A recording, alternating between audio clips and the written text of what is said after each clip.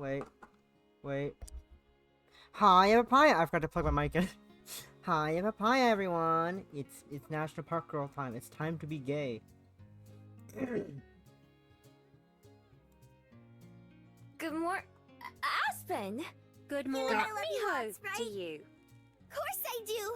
Love you lots too! Good morning, Possum, to you. We gay time. And hello, Bolivia. Thanks for the You know I love you lots, right? thanks for Of the course other I redeem. do! Love you lots Thanks for the too! double Zion love. How are y'all doing? Hope y'all having a good Savic Sunday so far. I just finished eating lunch a minute ago, and now we're just cuddling Nemo at the chair. Lovely Nemo. Are you giving me permission to slap you? I'm giving you permission to learn. Now touch it. I said to touch it, not to caress it. Ah! You didn't have to be so rough. I see how it is. Oh, I see how it is, Ruby. Okay. Interesting.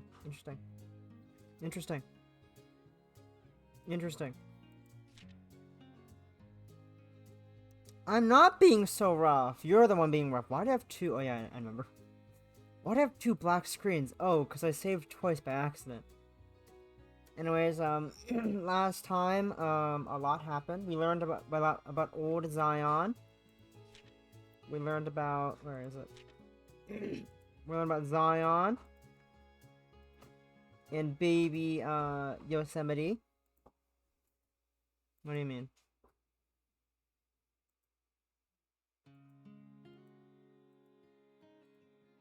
Confucius. We also learned that Yosemite can't fucking cook. Oh dear God! I haven't looked. I only just looked at the food. What?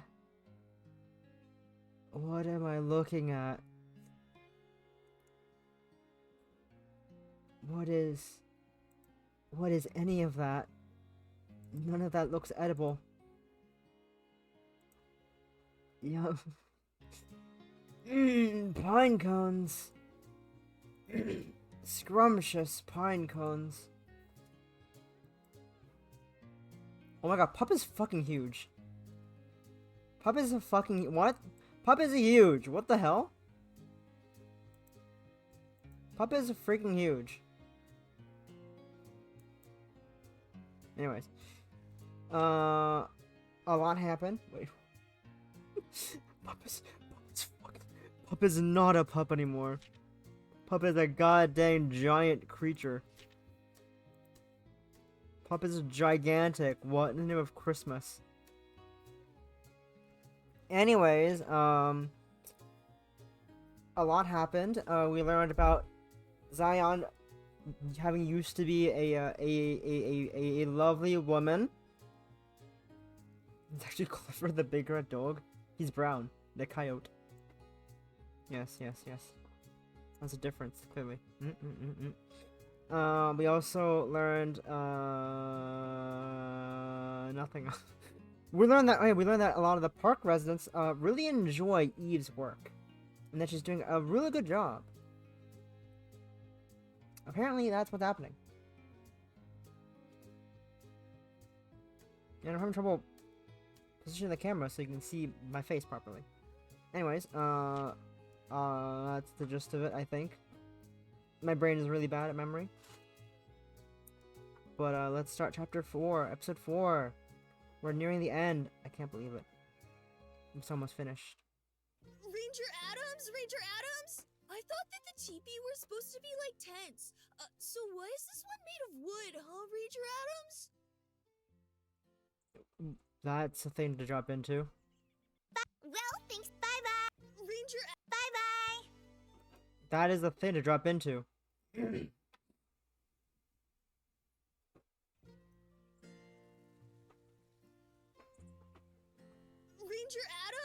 Adams? I thought that the teepee were supposed to be like tents. So why is this one made of wood, huh, Ranger Adams?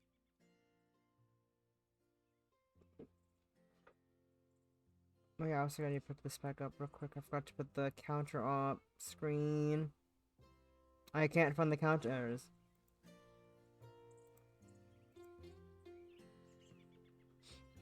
Be a Reuben. Be a Reuben sandwich. Reuben's annoying. Don't be like Reuben. Be a Reuben sandwich. Poor little kid raising his hand and tries to jump. He's fighting off another series of gotcha questions for the infinite time today. Pretty sure they're all designed to either make me look bad or make him look better. Either way, I've developed a personal grudge against that 9-year-old. Well, you see, Reuben, you little bundle of stardust, you. This is a bark house. And if you listened to the other times I told you, I'm sure you would have known that. Ooh. My tightened cheeks wobble as I struggle to keep faking the smile. Don't think it's convincing, though. The thumbtack-looking teacher is sipping at his travel mug more often and with growing urgency. Yeah, but Ranger Adams, it looks like a teepee. I'm just saying. It's not a teepee. Teacher leans away from his mug to interrupt, but I don't give him the chance. A teepee is made from animal skin. Does this look like animal skin to you? No, it doesn't. It's made of bark, which you can see because you have eyes. Hence the name. You ask such great questions, Reuben. Now someone else give me another one. Yeah, give me another question that isn't about teepees. For crying out loud. Barely managed to hold that one together, but all things considered, not all too bad. Emily's not screaming at children yet. I scan the faces of about 20 or so antsy 4th graders. Parent chaperones scold the most distracted of them with stiff hand motions. Some kids look up at me, waiting. Others have their fingers up their nose. None of them are raising their hands. Except Reuben. Anyone at all. Only we respond, Ranger Adams, they chirp. Tell us about the old villages that were razed to the ground before this replica was built. Please, Ranger Adams. Tweet, tweet. Reuben is jumping off the ground now, his shirt rolling up as he thrusts his hand into the air, and his belly spills over his cargo shorts. I count to 4, like my Jessie-mandated counselor told me to do. Then with a deep, deep sigh. Go ahead, Reuben. Where's the chief? Teacher said he would show us the sweat lodge. What? Councilman Trampton got caught up with tribal affairs. I see. Are we still doing the sweat lodge? The what? Doesn't look like it. The what lodge? I'm sorry, the what? Oh. Huh? Tours aren't really my jurisdiction, but sometimes when the stars decide they want to unalign and throw everything out at the orbit, they just get handed over to me. I like doing them more than I used to, but usually they're hikes and nature trails, not children. We're assholes. Wow, these really hate glasses. They really do hate glasses, I see. When it comes to history and culture and the tribes around me here, I just feel dirty. Out of my depth, it's like killing someone in their home, then buying it up, only to turn the place into a haunted maze. Usually someone from the American Indian Council of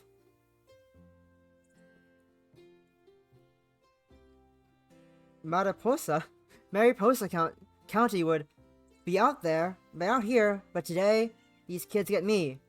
with my red hair, freckles, and middle-class upbringing. Do Indians still live here?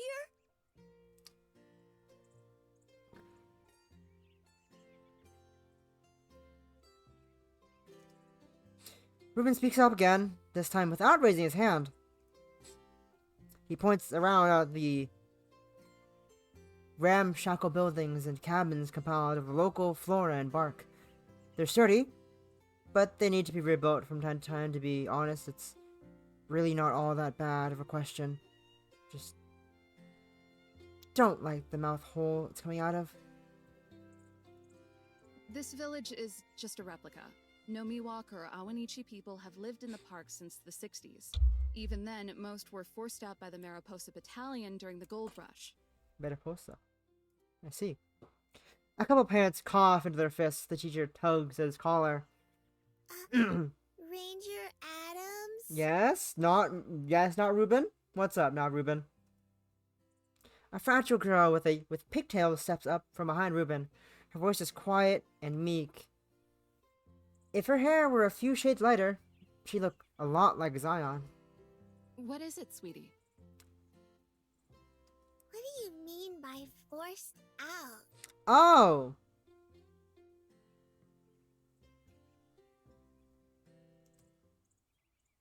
Uh-oh. The teacher is pleading at me with his eyes. Meanwhile, the parents are stabbing with theirs. Now the kids, even the ones with low attention spans, are looking at me. Their innocent states, underscoring the thick silence.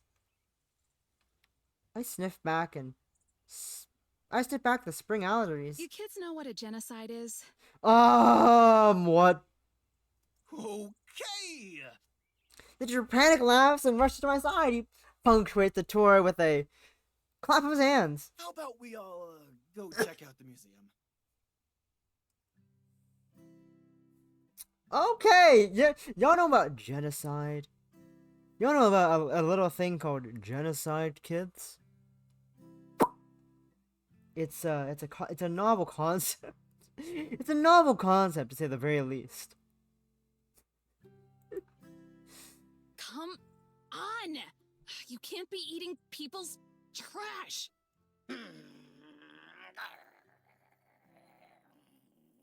Who they hired to do this? Who they hired needs to get paid more for being deranged. Gripping and scruffing his neck, I dragged Pup into the cabin porch, his paws scratching and sliding on the wooden planks. He's growing so fast, I don't even believe it until I try to carry him for myself. There's an old saying that if you pick up a calf every day from the time it's born to the time it's an adult, you'll be able to hoist it up when it's fully grown. Clearly I missed a few days with Pup.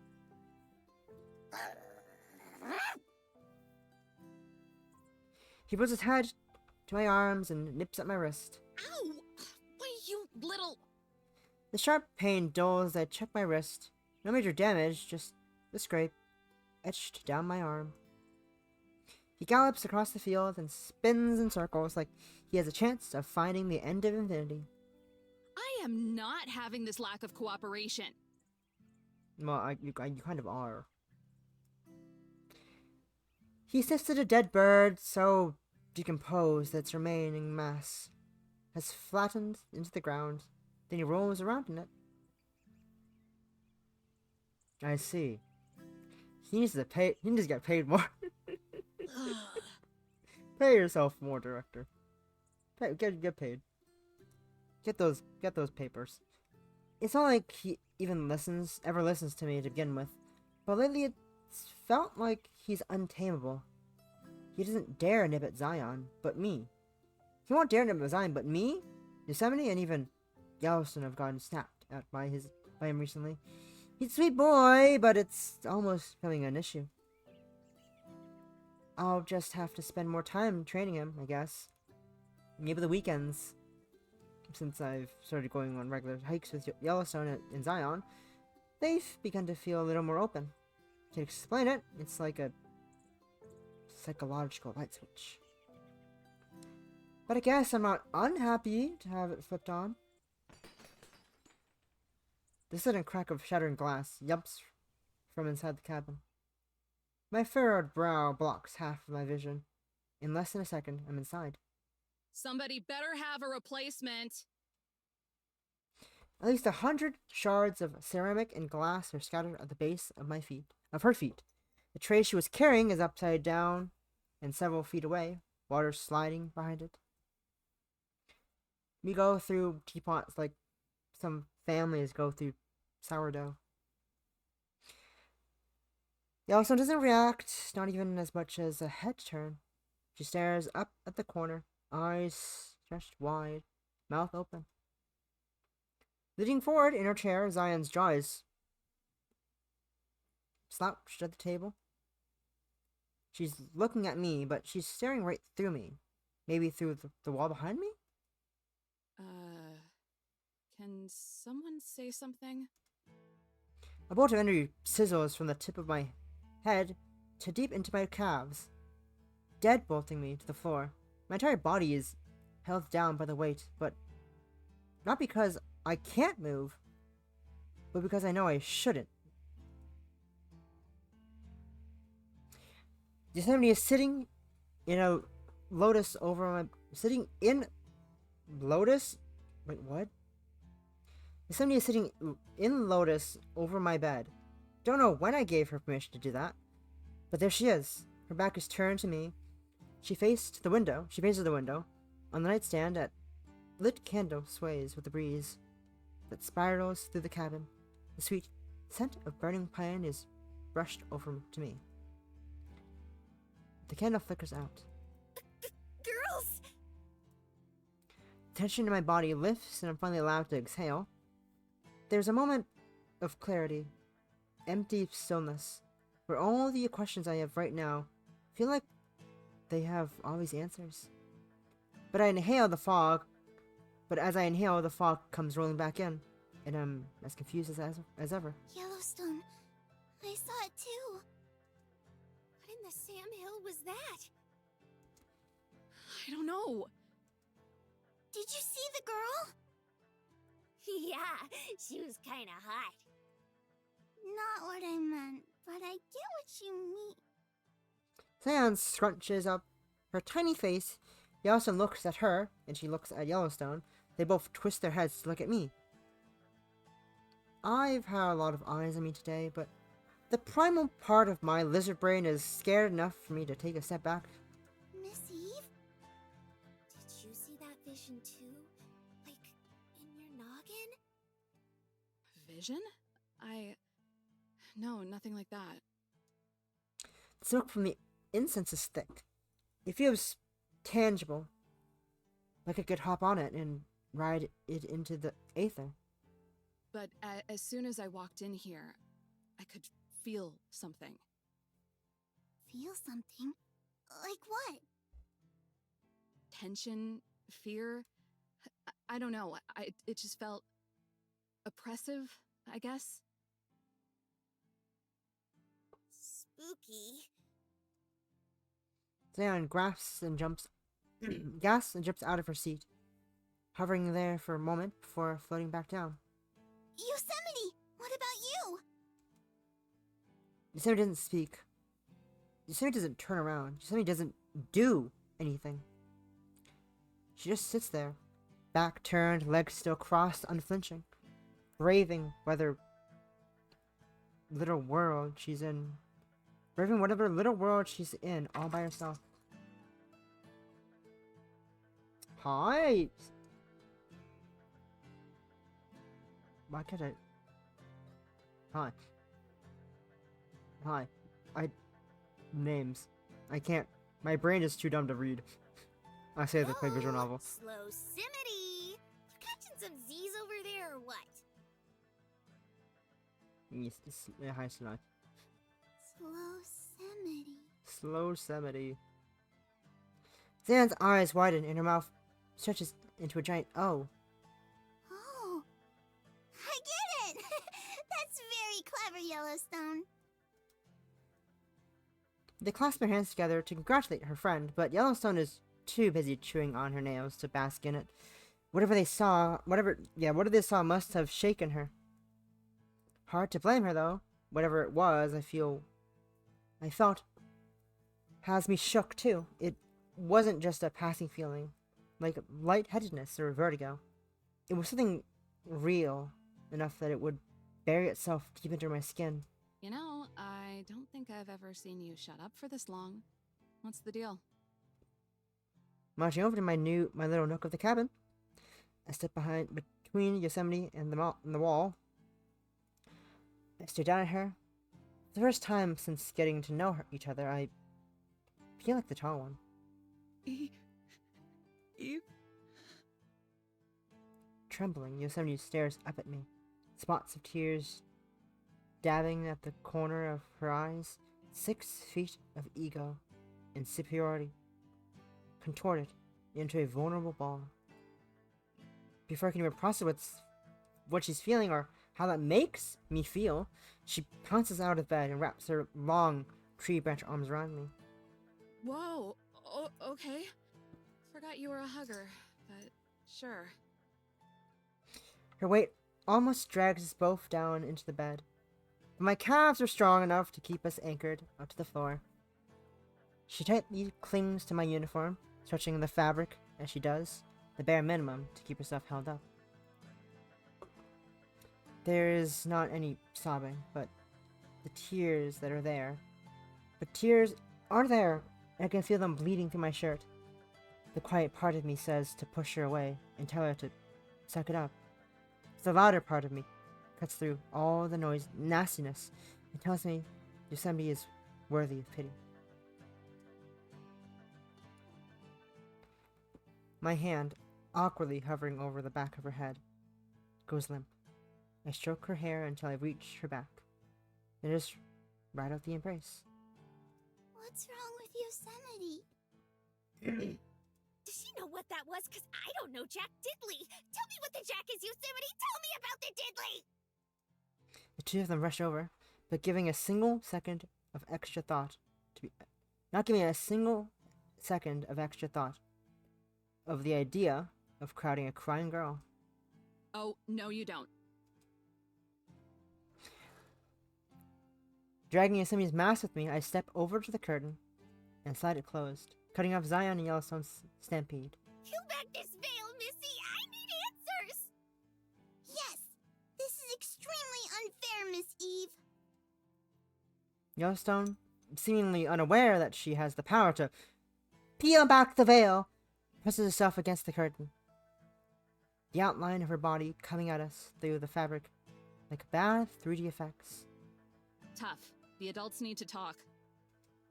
Careful to dodge Yosemite, I kick Yellowstone back using the center of my foot.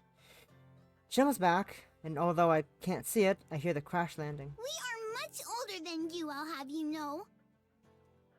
Whatever you say, Squirt. Come back to me once you sprout up a few more inches. Please, you two. Cindy manages to choke back her tears long enough to plead with them between sniffles. Just a few minutes, okay? The other side of the curtain goes quiet enough time for Yosemite to take another dance with hysterics. She tries, and fails, to compose herself. Zion floats to the top of the curtain, ready to peer down at us. She blows me a ripe, juicy raspberry, then drops back down with a defiant humph. With those two out of the way, I took Yosemite back towards the bed and have to shove her into it to get her to stop clinging to me. All right, let's take a few seconds to breathe. Yosemite nods her head up and down, covering her mouth with her hand like that's actually gonna keep me from seeing her tears or shame. Whichever makes her the most embarrassed, and I'm positive that one or the other, or both does. I climb into bed and do the crisscross applesauce thing, which in these tacky is, and this uniform is no easy task. The comforter is soft and warm, retaining Yosemite's body heat. We both sit into the bed. the frame struggling beneath our collective weight. Tell me what happened. She nods and takes a steady breath. Well, it's hard to put into words. Nearly unexplainable. Just pretend you're smart and have to dumb everything down for me. Should be easy for you. It's only easy because you're so mediocre. With a half smile, she thumbs away the last few tears. I take off my hat and plant it on her head, twisting it on hard and tight so it smothers her smug face. Spill it. It was like I experienced things. Welcome to consciousness. She holds back the hat. Her eyes pop out from beneath it, like a groundhog ready for spring. I'm serious. Not just sights, but sounds and smells too. I could recount how I was feeling when I laughed at a joke.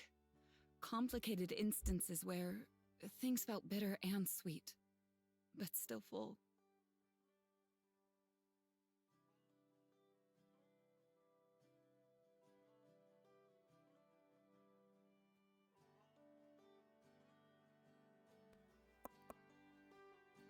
Even extremely specific energy.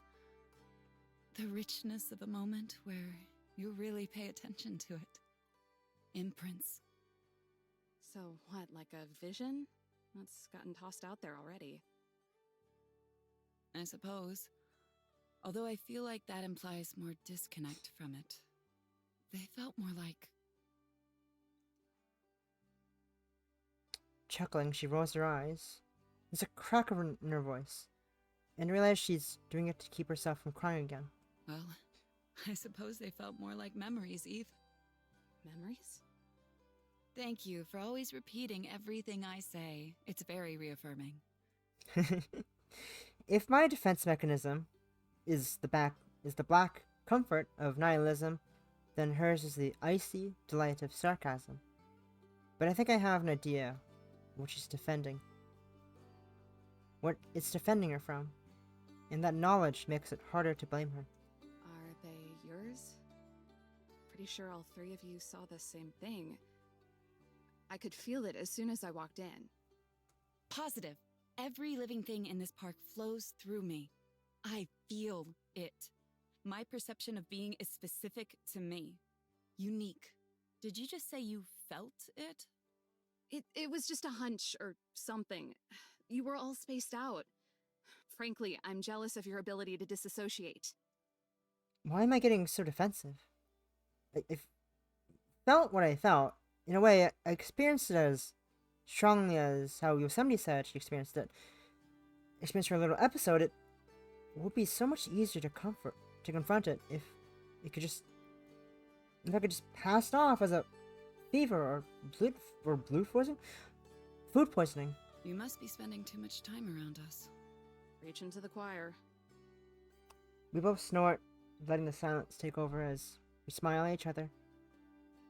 Since our entire friendship is a game of chicken, we hold out to see who breaks first. It's Yosemite.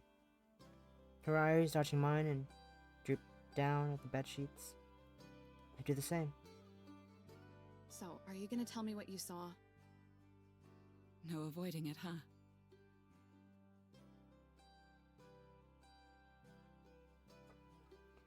For most people, you absolutely can avoid things. It's easy. But for her, I don't think it is. She always goes for the most difficult option. It's just her ego and inability to admit when she's being an idiot that makes it harder than it is. Than it has to be. I love my ability to read any single word in existence. It wasn't just one moment that I experienced. There were multiple moments, and it felt like I was being sucked through all of them. Through time. Languages I could understand at the time, but that seemed completely dead to me now. People I knew and was happy to see, even though I can't pin down who they are. Her forehead creases with wrinkles, and the flow of information slows to a contemplative trickle. One of them was a girl. I knew it! I knew we saw the same gal! Yosun's voice booms out like a disruptive firework. Eavesdropping is supposed to be quiet. You need to be considerate when we're being rude. All this stuff is giving me the willies. If I don't get them deets, I'm gonna flip. Keep up the screeching and I will actually give you something to be afraid of. And I won't stop her. We love girlfriends. Their immediate silence. Then Zion whispers, Don't listen to her. We can take her on if we have to. instead of storming through the curtain, I roll my eyes. Your time will come, girls. Your time will come. Continue. It's the same as before, really. I couldn't tell you who she was, but I knew her. She was carrying this woven basket. It looked heavy, so I wanted to help. And when she turned around, it was like comfort, relief, and happiness and belonging. Sounding crazy enough for you yet? Nothing does at this point. If any barrier she had erected between the two of us was still standing, I'm pretty sure it just got knocked down. She pulls her feet out from the pretzel they're in and balls her knees close to her chest. The strangest thing about it was that there was one thing that connected all the scenarios. Besides yourself? No, because the through line was that it all took place here in the park. I was present in more ways than one. As much as I wanted to be here for Yosemite right now, this is starting to make my head hurt. And you're sure about that? As sure as I am about everything else so far. Groaning, she buries her face in her knees, the rest of her head buried under my hat. If only I could visit. I feel like everything would start to make sense. Why don't you? Then go visit. It's not like you can't go wherever you want in this park. It doesn't work like that, you She really stumbles into a casual insult, but catches herself. precious thing. Not even a good save. I can only go to places that I know of. Obviously, that's most places here, but occasionally there are areas even I'm not familiar with. I think a gasp. Are you saying the great and wise Yosemite doesn't know everything? It's a fact that actively irritates me, so don't rub it in. But yes, I'm afraid I don't even know where to start. My first thought when you said that, Olivia, was Mary Jane Watson from Spider-Man, because I was just watching Sean McLaughlin play Spider-Man 2 for the PS5, and I was like, what does it do with Mary Jane Watson? Oh, you meant Michael Jackson.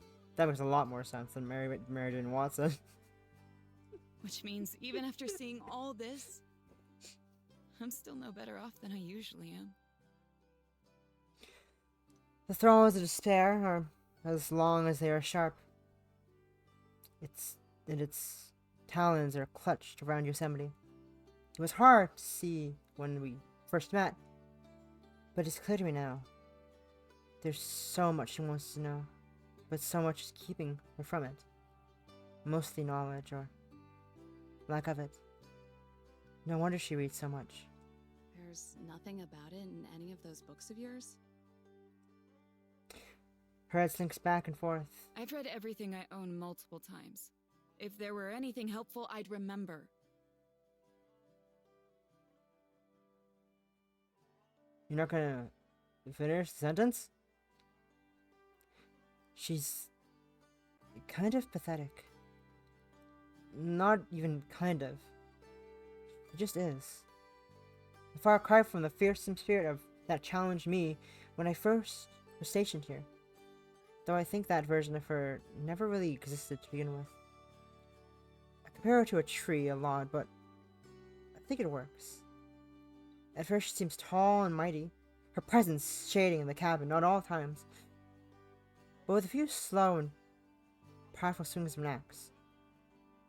she's been chopped down to my size. When you're way down where I'm at, there's nothing about you that feels powerful. No matter how much wisdom or strength you claim to have, it's how things are when you're this low. That's why I'm going to help her. I guess I have no choice then. I slide off the bed and stretch. No choice but to do what? But to take you to the research library. It's not a big deal to me, so I let the info slip out casually. But to her? Well, let's just say this will be my second good deed of the year. Research library? I glance over my shoulder. Who's repeating whom now? She claws across the bed and grabs my suit. Are you saying such a place exists? You aren't lying just to make me cry, are you? You have some serious trust issues, man. Are you? No! Her eyes start to water again, proving my precious theory about the chopped tree. Though at this point, she's looking more like a garden plant. It's real and it's a perk of the job. Researchers and staff. Guess which one I am? Thank you, Possum. This is for you. And a posture check. Thank you, thank you, thank you.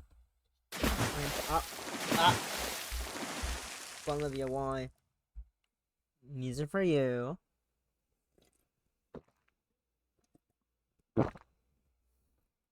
Oh, Emo. Don't fall over, Mimo. We need you to not fall over. There we go. I love how I have to reposition my fucking pop filter every time. Because I don't want to lean over and do a sip, because that kind of hurts my neck. And also makes me choke. Suddenly, her eyes are dry. Suddenly, she's on her feet. And suddenly, she's shaking me back and forth. Why didn't you tell me about this before? I anchor myself to the ground to minimize damage of the oncoming warp lash. Because you keep stealing my credit card to buy used books online. Why would I reward that behavior? If I knew this existed, I wouldn't have had to indulge in your capitalist system to begin with. Help me. You're welcome. Stop it. Yosemite, please. The shaking stops. Thank you. Her vision goes blank, hopefully from contemplating the selfishness that boils at her at all times. She course corrects and puts on a grin, then swings her arms around me and pulls me in for a hug. Thank you. You're blushing. You're gay. Her hug squeezes the air out of me and I'm already realizing I'm so tired. When are we going? Let go of me. We can leave as soon as I change out of my uniform. There's a van down by the station we can use. Oh, I haven't tried my hand at driving before. No. You're not driving. You're banned! Got it? Banned! From driving. Before Yosemite can object, Yellowstone zips open the curtain. Hold your horses. You girls aren't just gonna speed off and leave us in the dark, are ya? We're just as clueless as you are. If we figure anything out, we'll be sure to let you know. I'm excited to figure out what the fuck the second half of the trailers of this episode is supposed to mean. Because it's hilarious what Yellowstone yells at us during the trailer for this episode.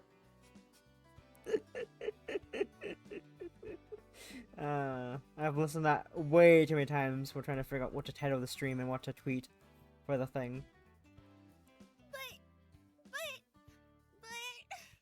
I have questions.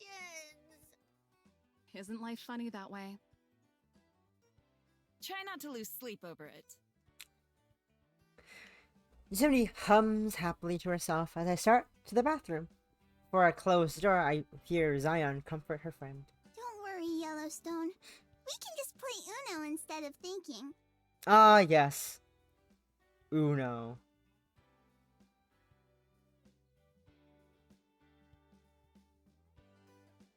What could possibly go wrong with playing Uno? Nothing.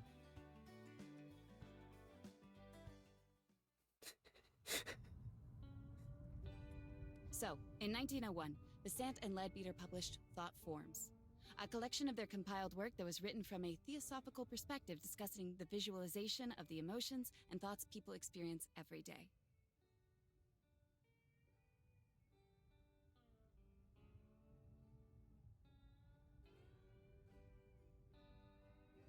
Oh, I can't see my cursor. Or can you? You can.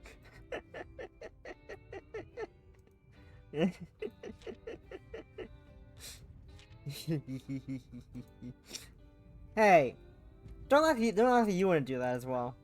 I know you guys. I know you're also ramen enjoyers. You also do that. Well, all three of us enjoyed Brat selfies and mirror selfie.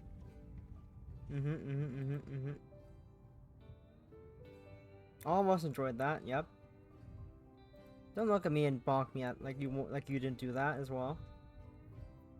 With looking at way.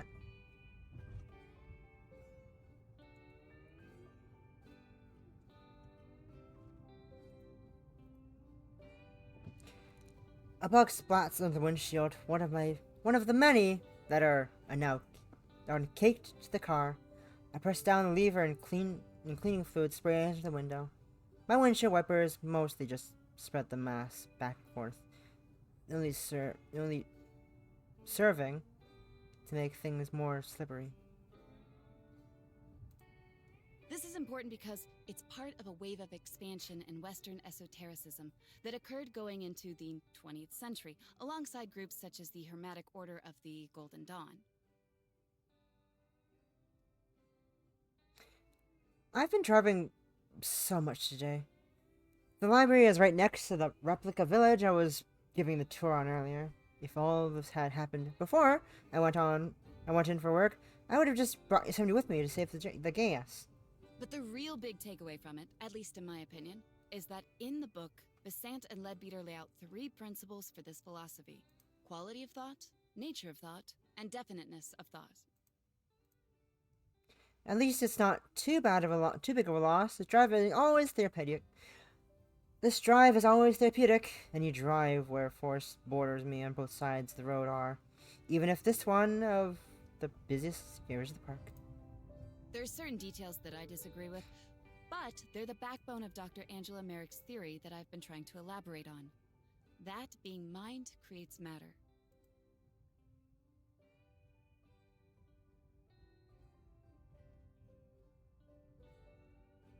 Hey, yo. And look, another rat selfie. Give me a second.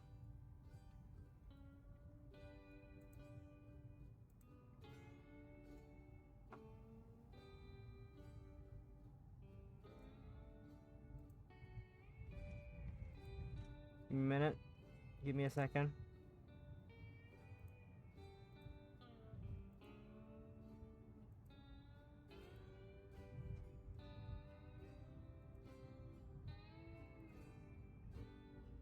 Give me a minute.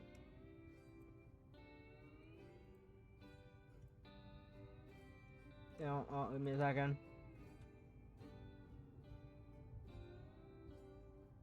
Almost. Give me a minute.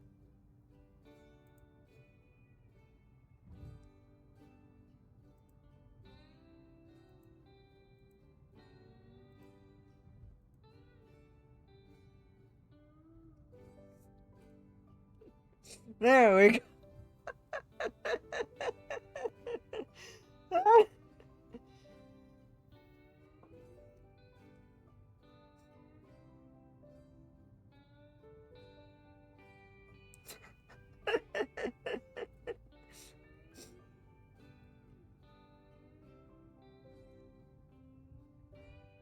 I'm totally not poking right now. I'm with my cursor. Totally not doing that. Anyways, back to the game. I hope those kids are on a bus headed home by this point. Running into them would be such a it's sure to bulldoze what's left of my pride after how that tour went. Huh?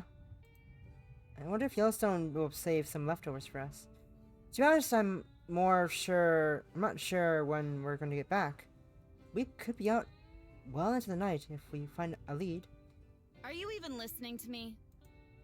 No. Not at all.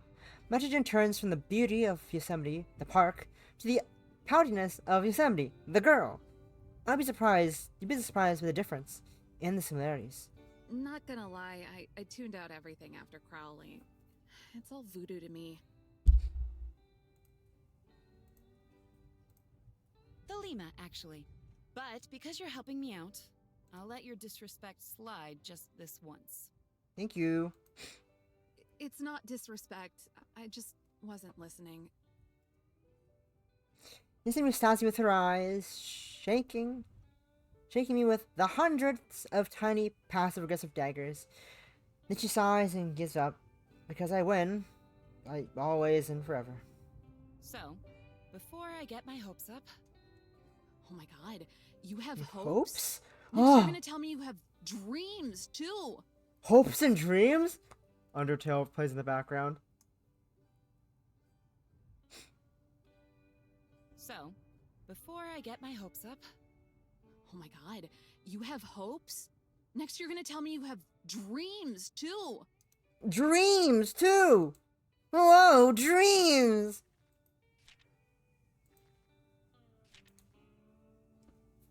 Before I throw you out of this vehicle, what do you think the chances are of us actually finding something of value at this library? It depends on what you're looking for. This isn't exactly a public library, you know. It has records, essays, articles, and a bunch of other things I'm sure only you will find interesting. Probably. Unless you're a researcher. Then, Bob's your uncle. Why is he your uncle?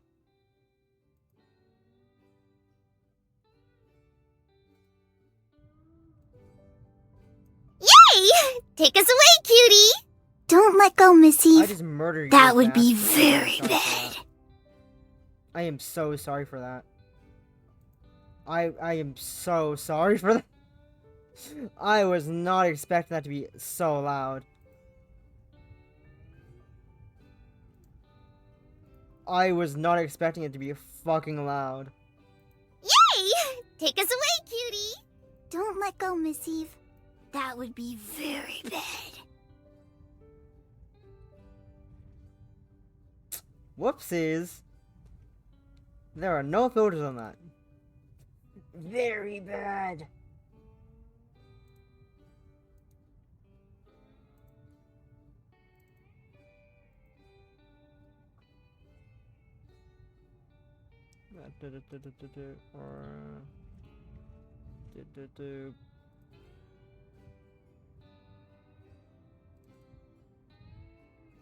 Rub-a-dub-dub! At least it ain't mud. I have a bunch. I got a bunch of voice lines I saved, obviously, like this one. Rub-a-dub-dub! Thanks for the scrub. Rub-a-dub-dub! At least it ain't mud. Anyways, back to the game. No more messing with voice lines that I have saved on my PC and deafening your fucking ears. Where were we? Despite the second last jab at her, Yosemite's knees bounce with restraint excitement as I lift off the library's collections. It sounds like a treasure trove. I won't be sure of what we're looking for until we get there, but now I'm positive we'll find it. He's cute. Look at that face. Look at that face. I can't circle properly. Well, no wonder I suck at Osu. No wonder I suck at Osu. I can't make a proper circle with a mouse. Look at my inability to do a circle properly with the mouse. Wow, I'm really fucking bad at this. What the hell? I did not realize that this is the problem I had.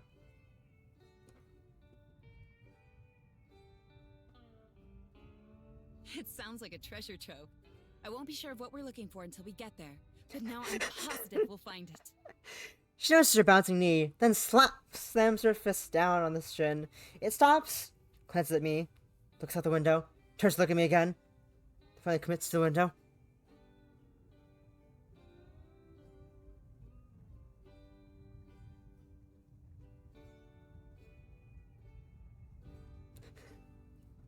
Whatever it is.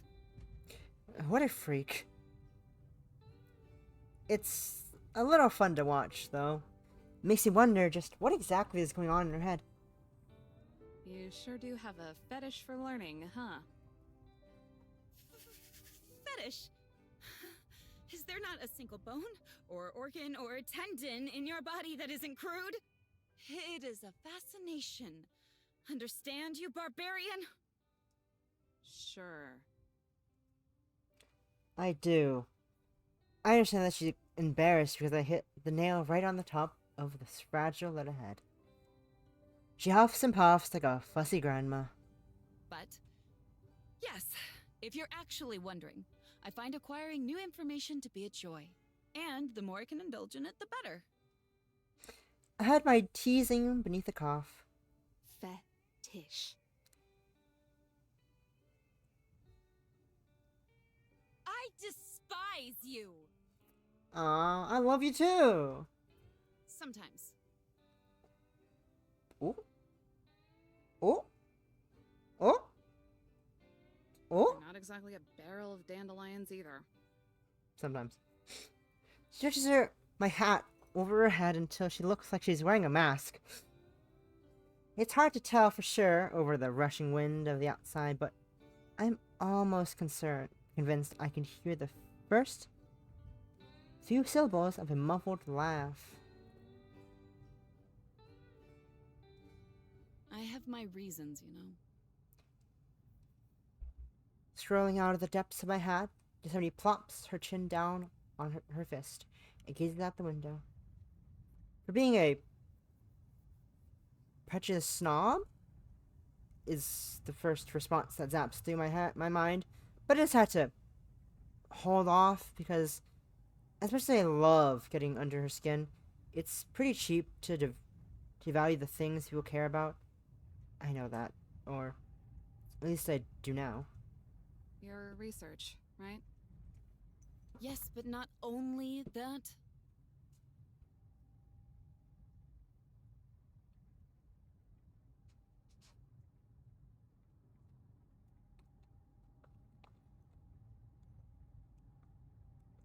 Hi.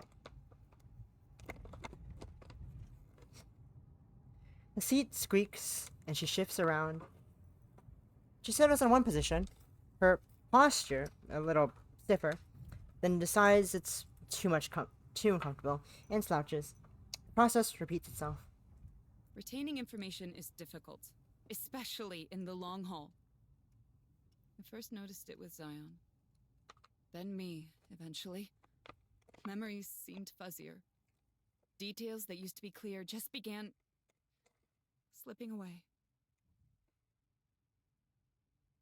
It's been about a week since the big blowout between Yosemite and Zion.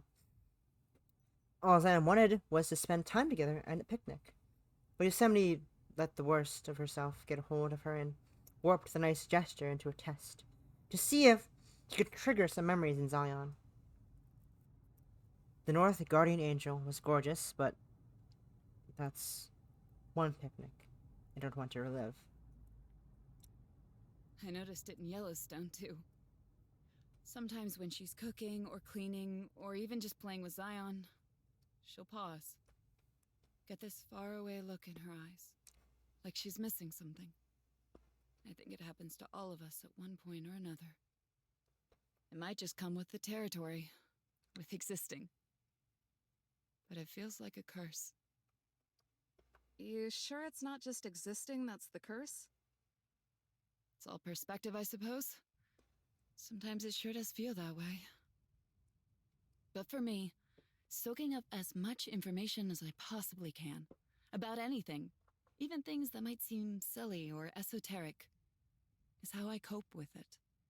to make sure I never truly delude myself into thinking the essence of existing is suffering. Because there needs to be more to it than the things that scare me. Words are desperate, but she always says them with enough conviction for me to know that she repeats its mantra to herself until she ended up believing it. Or at least until she just got attached to it. Color me jealous. Are you setting up a sarcastic punchline, or is this a segue into genuine admiration for me? The fact that you think jealousy equates to admiration says more about you than me. But, yeah, I mean it. You have an actual philosophy to live by. A structure of belief that drives you to action. That means you're tenacious, or tenaciously oblivious. Not everyone is so lucky. We took a bump in the road. Dangling from the ignition, the keys jingle. I moan about it to Jesse when I get re-signed, but I wish someone cared enough to do something about the potholes. I wish that person were me! God, I'm getting secondhand depression just listening to you. Motivations, beliefs, whatever it is that keeps you diving headfirst into insanity. That isn't something you're either born with or without. Attributing it to luck undermines not only your ability to seek truth, but also the one current that flows through every living and natural thing. I keep one eye on the road, waiting to somebody. Waiting for her to follow up. She doesn't. Instead, she just hit another pothole. Yes, pothole. Welcome. Ask what it is. This conversation warrants anticipation. Ugh. You're unreal. Ugh. Ask me! Come on! Come on, ask me! Ah! She whines. I roll my eyes and validate the spoiled child, then channel my inner Yellowstone. Hot skippy, Yosemite! I don't got a clue about the thunk inside your think. Hit me with them deeds!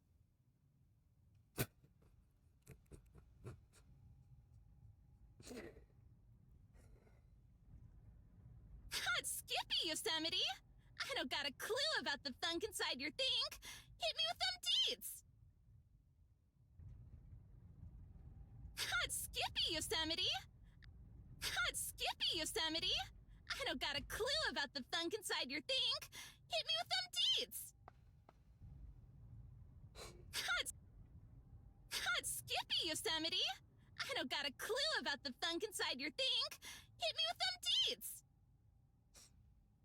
Oh my fucking second.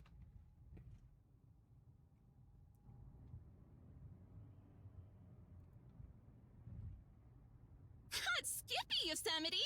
I don't got a clue about the thunk inside your think. Hit me with them deeds! Casually just records a thing on on stream. There we go.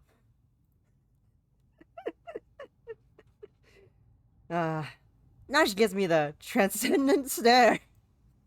It's will. Oh, I see. The intention to commit to an action that changes the surrounding environment. Intention.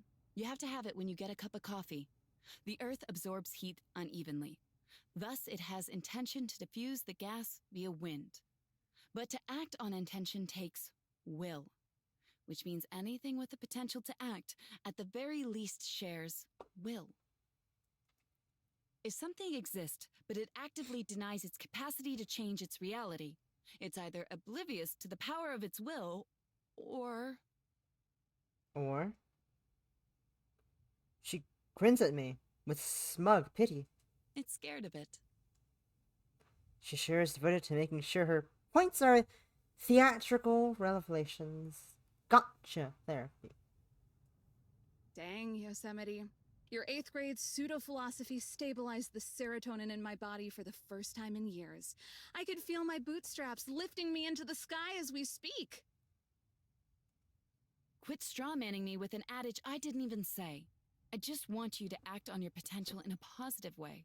Because right now you're only using it to constipate yourself. With fear. Probably anger too. Wait, shut up. Did you just imply that you have an emotional investment in my long-term happiness?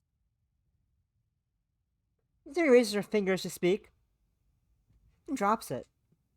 Her mouth modestly hangs open, frozen in stasis. Her hand falls to her lap, the safest place in the world. She fiddles with her thumbs instead of looking at me. I do. Yeah. Oh. Thanks, I guess. While the voice on the inside of my head is busy screaming, "Ah!" I try to admire some of the trees on the side of the road. So textured, so green, so easy to distract myself from as I avoid the reality of 70 continuous days tradition of being vulnerable. So textured, so green, so easy to distract myself from the reality that reality is you.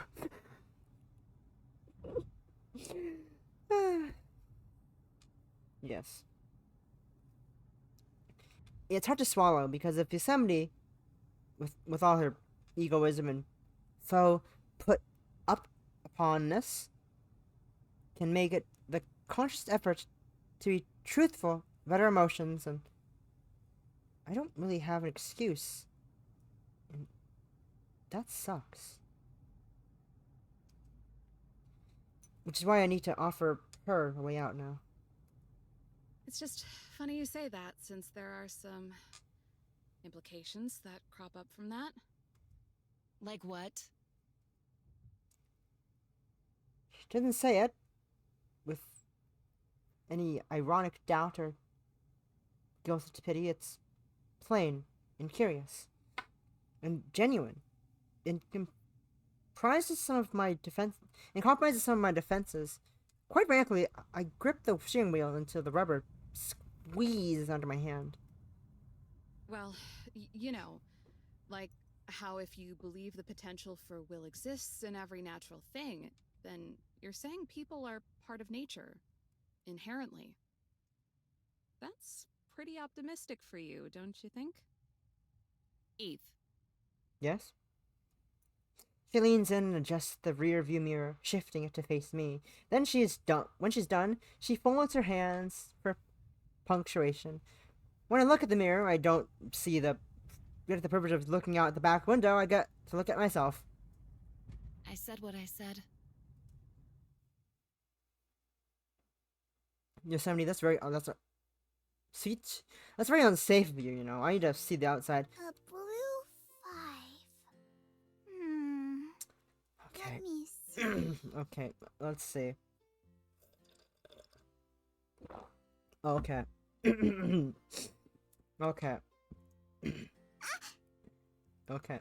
There! 5. And I know you don't have any reds left. You may have to draw. Yellowstone, stop daydreaming. It's your turn. This is very serious. Oopsie daisy. Me and my dilly-dallying. Let's see. Red 5, huh? Well, any other day, this would put me in a real pickle.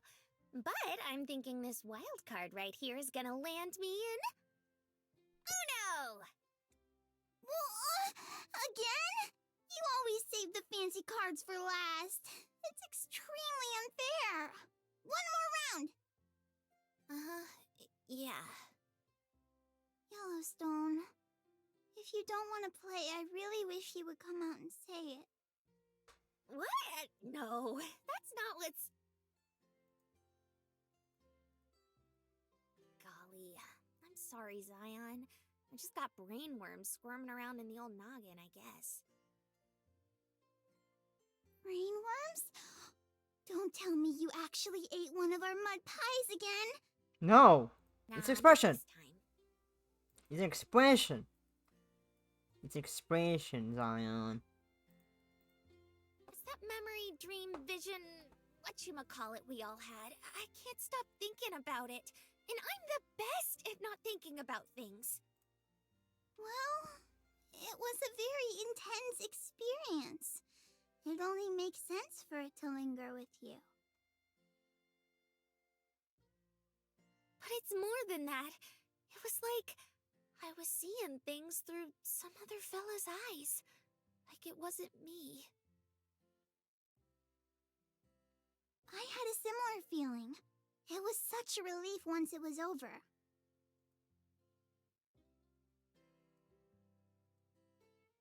You're telling me. Except, it still kind of feels like I'm there. And then I got to thinking...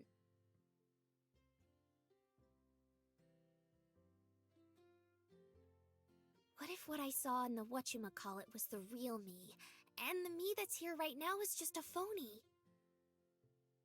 Oh, this is the existential. Is the existential crisis the description was talking about? What if I don't actually exist? Whoa! What if you, Yosemite, Eve, and this entire park don't exist? That's real screwed up, Yellowstone. No! Oh, it's really bumming me out. Everything seemed so solid before. Now it all seems flimsy. Like a thin tater chip you can see through. Don't be bummed out, Yellowstone. Here, let me draw us another hand and we can talk about it until you feel better. Really? You do that for me? Of course. I love you. And besides, existence is extremely strange, especially if it's not something you consider very often. That's fair. That's fair. Is it? Until Evo came along, I always felt like any Jack and Jill you'd see on the hiking trail. Well, minus the condom. Oh yeah, good But point. the way she talks about us makes me feel like some kind of goober that shouldn't be real. Like we're something out of a dream. It's interesting that you mentioned dreams. People have theorized that life is one big dream since people could theorize. Oh, like that one banger we always jam to. Row, row, row your boat gently down the stream.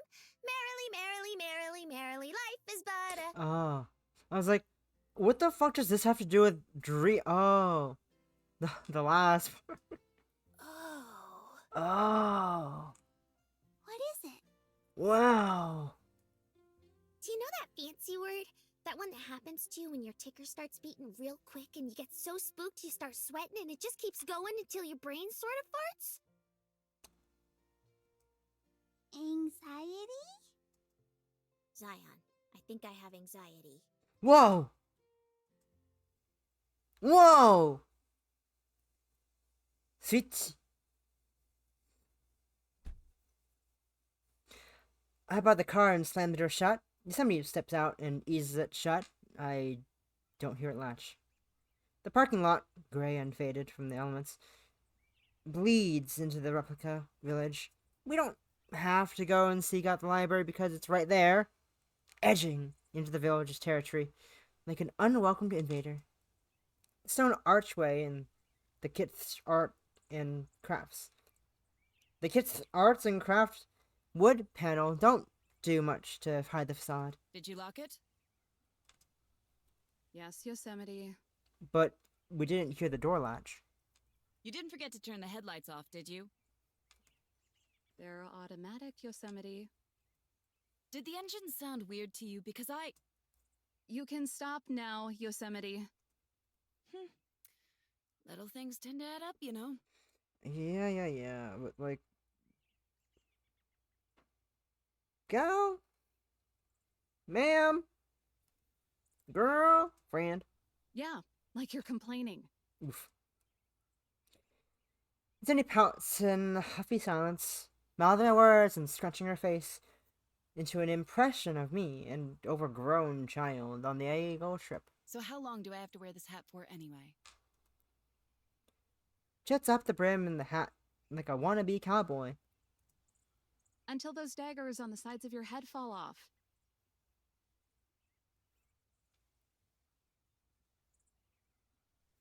You know, that's a good question, Ruby. My ears are beautiful!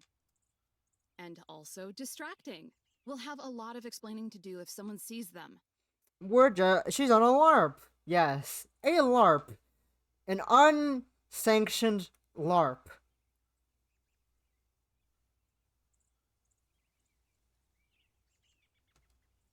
think everyone else should explain to me why their ears are so round and Shut up. I took the hand over her eyes and start for the library. She pops back up from underneath the hat. disrespectful. You know all about that. I look for Yosemite at the door. 5 seconds longer than I'd like. When I turn around to scold her, she's frozen in the middle of the pathway, gazing at the replica village. She doesn't flinch, breathe, or move, as if she's in another trance. Okay, I guess she can have 10 more seconds. I whistle her over and pull her back to reality. She comes over to me, only looking back once before meeting me at the door. Instead of thinking me, an employee of this park and the federal government, do it, she drags the damn thing open herself and barges in. Museum! Sandy mouth drops in awe as her voice echoes across the giant showroom. Dozens of Native American artifacts from pottery to woven baskets are displayed in cases of glass. The handful of people quietly enjoying the exhibit turn to us. My embarrassment is camouflaged by Yosemite's childlike joy. I'm just going to sneak in real quick and read some of the plaques. Oh, no, you aren't. I snag her by the hood of her jacket and pull her down a hallway behind me. But... We'd be here all day. You can come back another time. One day. She goes limp, accepting her fate for the time being. I'm sure she'll keep this in her back pocket and guilt me into bringing her back eventually. The hallway is lined with mundane wooden doors, most of which are just offices and break rooms for the staff. One of them is for storage too, if I'm remembering right. At the end of the hall, the last door is held open by a rubber door stopper. A faded plaque hangs on the wall next to it. Yosemite National Park Research Library. Oh, is this it? That's right. I was expecting something more elegant. Ha! Needing the door open, I squeeze through and let it smack Yosemite while it closes. Ow! Thin ice. Already melted. Oof. I start to dig into my pocket for my lanyard and identification when a familiar sing-songy voice calls out to me. Oh, I'm sorry, sweetie, but we aren't open to the public. Eve? Sitting by the front desk, Jessie pokes her head out from behind a stack of paperwork, her hat balancing beneath the top of it. Jessie, what are you doing here? Cheryl's always here on weekdays. Well, Cheryl and some of the museum staff got laid off in the last round of budget cuts, so the upper brass has been exploiting, relying on volunteers more. Let's see. That is...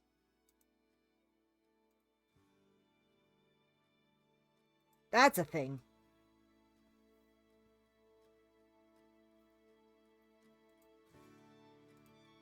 So I thought, what the hey, I'm a registered volunteer, may as well take a vacation day to look after the old place and get some work done.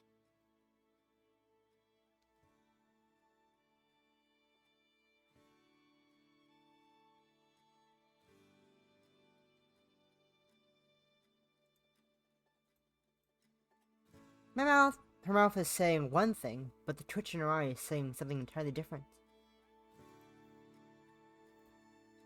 So you're not getting paid for this? What can I do for you, Eve? Good question. She sounds like she's about to cry. Yosemite looks on in stoic horror. Your lives sound like nightmares. They are. Jessie perks up, staring right through me at the shiny new person she can hone her social skills with. Oh, and who is this? I never see you with someone else, Eve. If only she knew this person was who I've been spending most of my precious time with lately. friend from college. She's looking for some reference material before her study gets reviewed. Is this a problem, Ruby? Is this a problem? You got a problem with this, Ruby? This right here? This thing? A friend, huh? Do you let all your friends wear your hats? Or only the cute ones? She leans against the desk and wiggles about like a cat about to pounce on this toy. Very amusing, Jessie. Her immediately going into the hat is a little too close for comfort, though. If she digs up the truth about Yosemite now, it will basically confirm that she has a sixth sense.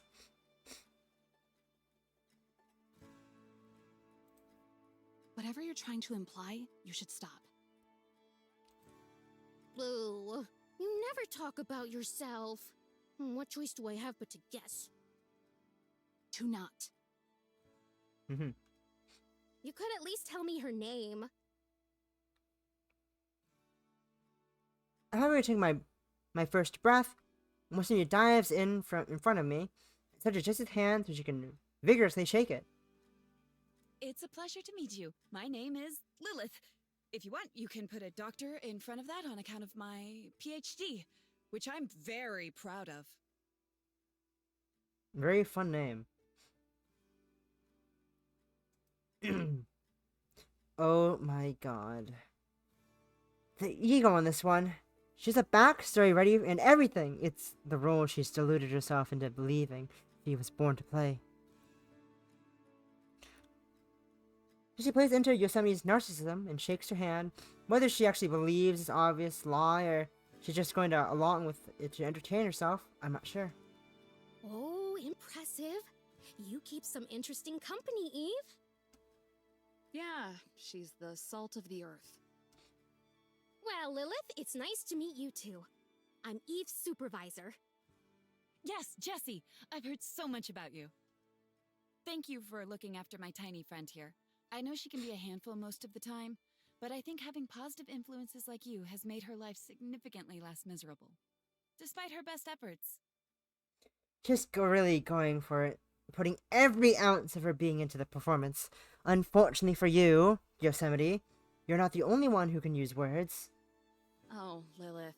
You've changed so much since your days of passing out drunk on the lawns of frat houses, you massive piece of human garbage.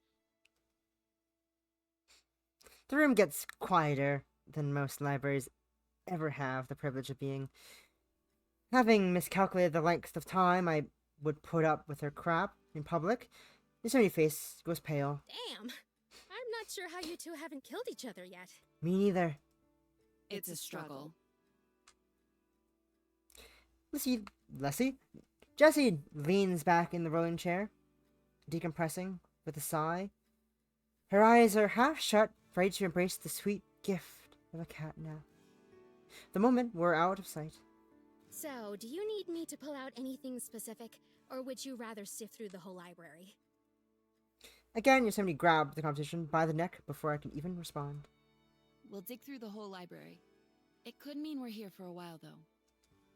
That's fine. Just make sure to sign in.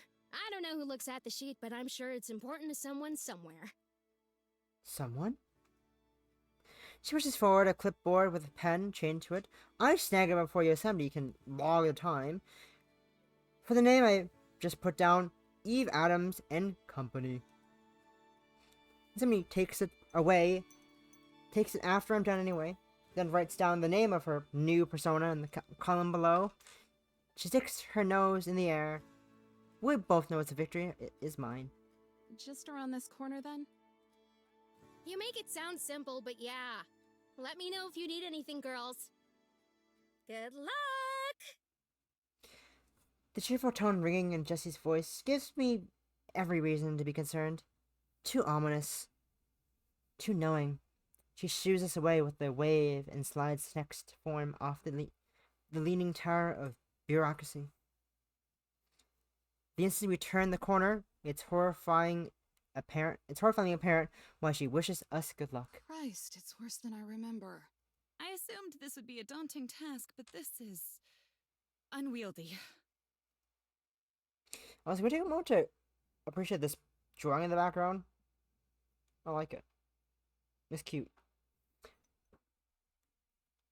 The library is stacked to the ceiling with cardboard boxes, overstuffed folders spilling from the shelves. It's like if Yosemite took her research and sprinkled it across the cabin. How could anyone ever let it get like this? I take 3 hesitant steps into the eye of the storm. My shoulder brushes against the pile of boxes. The top box teeters over and crashes onto the floor. Binders and folders, papers scattering across the floor. I sigh and say a prayer for mercy of death. Where do we even start?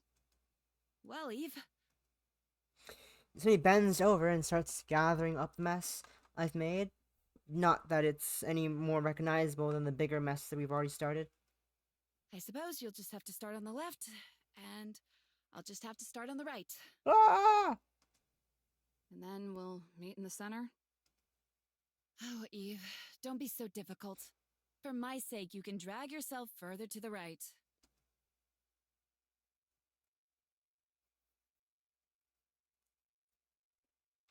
Switch!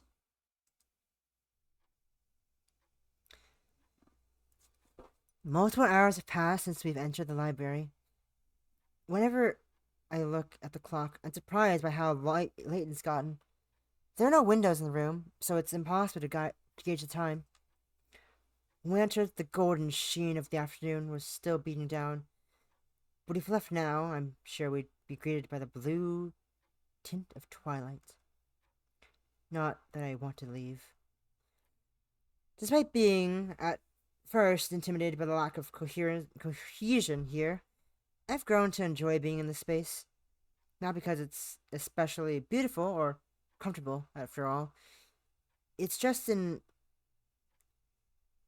unambitious, sterile building surrounded by far merging wilderness. I'm intrigued because I'm surrounded by heaps and mountains of information. With so much knowledge of places and people at my disposal, this place has become a watchtower of sorts for me. Only several minutes ago, I finished flipping through a decades-old story of mule deer within the park. When I closed my eyes and watched my breath, the emotions I was feeling would bloom into images, and I could see a mule deer. I would be cautiously glancing around, just within view of the astonishing height of Bridal Veil Fall. When I was sure it was safe, I would gaze. The peace would wash over it. The bliss of a clear consciousness, uncorrupted by ego. Then would feel it, too, as if I were that deer. It was obvious to me that deer was existing somewhere in this park. Even now, it still does. It was as clear to understand as having an arm, and as easy to believe as being able to move it. That's why this place is a watchtower. It's the same reason why I feel so at home in the cabin. I suppose the information is documented evidence of existence, and when circled by it, I can experience it all. How you doing over there? Eve calls out to me. We both picked our own cramped tables to station ourselves at. Her with one stack of pamphlets and books, and me with another. Stimulated. Nothing has triggered anything quite like that vision yet, but I'm learning tidbits about myself, the park that I didn't know. Also, a lot of this is validating info I already knew, which is invaluable to me, I assure you. She scoffs and rolls her eyes, which I love. Ooh. It's the whole reason I play up my snobbery. Her reactions, they fuel me. But also, they reveal so much important stuff about her. Her fire and her willingness to fight, even if she denies it. The ranger is my friend, I admit that happily.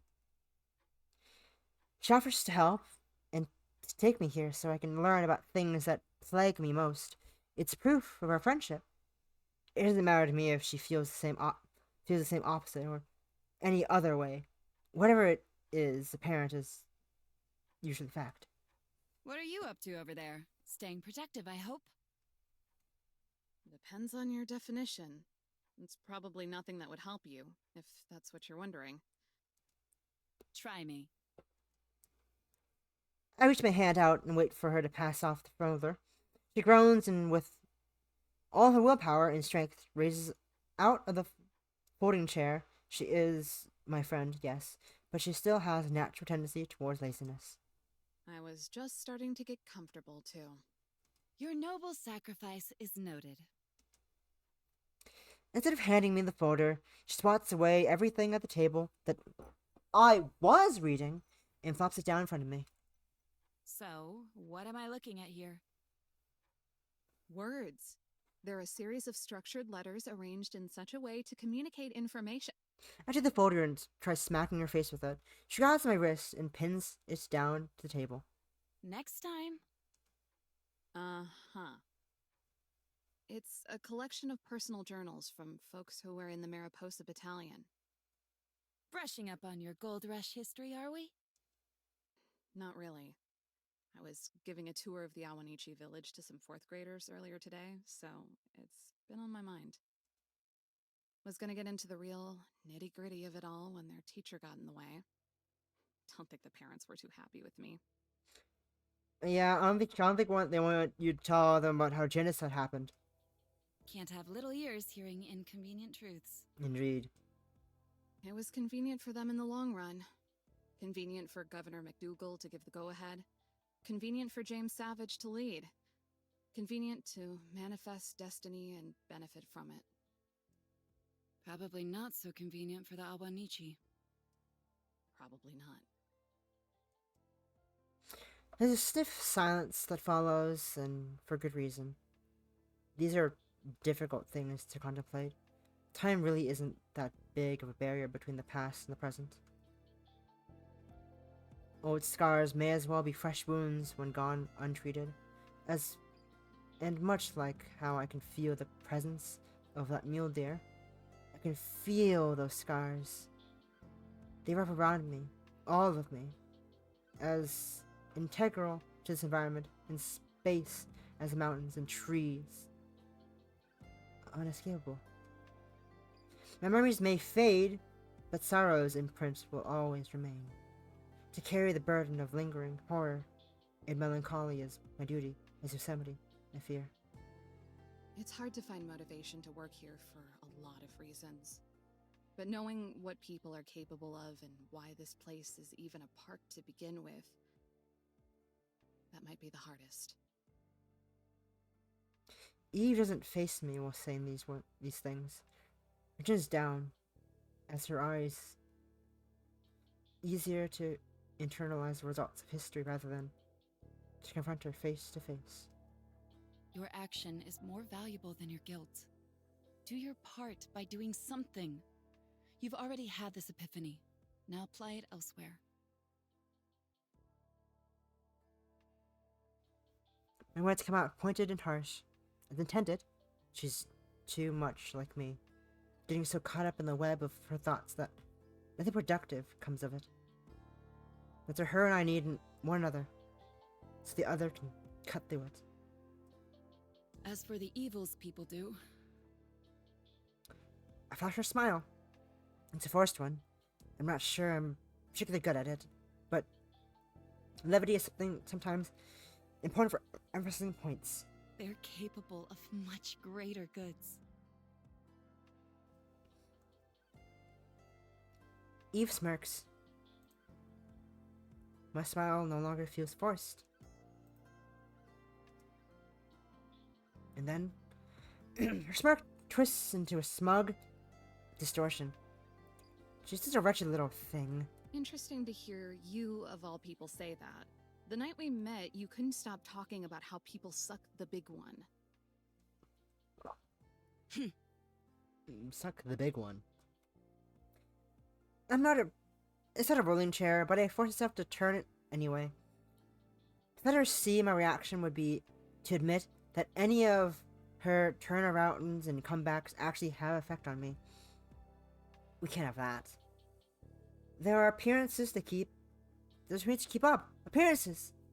Perhaps this will surprise you, but even I am capable of having my mind changed. Hey, Doesn't say anything else, and I don't think she will until I acknowledge that she has something more to say. To end the game of chicken, I glance over my shoulder. Only casually, though. it happens to the best of us. To the best of us? I spin back around, a hair away from asking her to follow up on that. She only nods, I chuckle. Such a lie, but I don't mind. The two of us deluding ourselves together. Okay, I need to go dehydrate real quick. Be right back. Where's my, there it is. Be right back.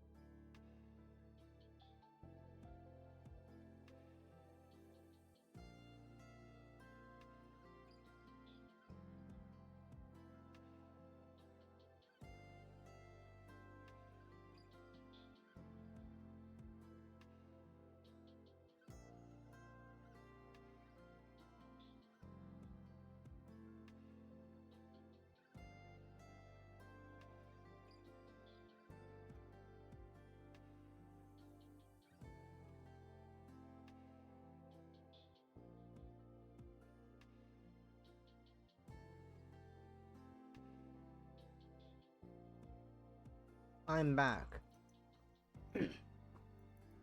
Existing. Boop. Boop. Boop.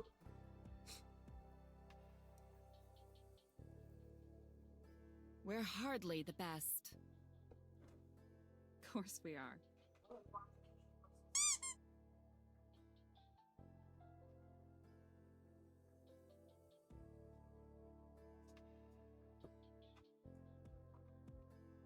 There's apparently, I was just looking at my phone, there's apparently a pumpkin spice bubble tea, but it's not on Uber Eats.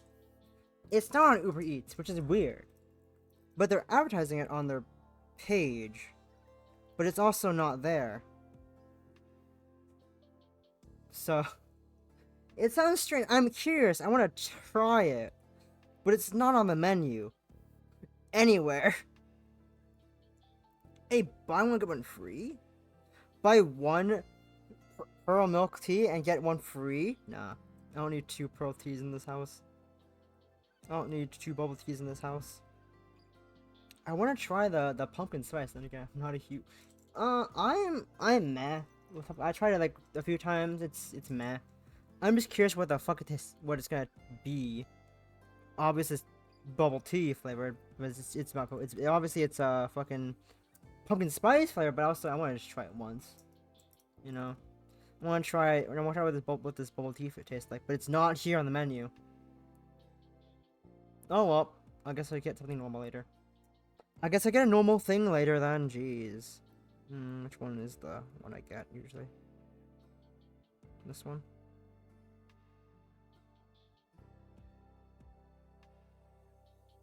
And then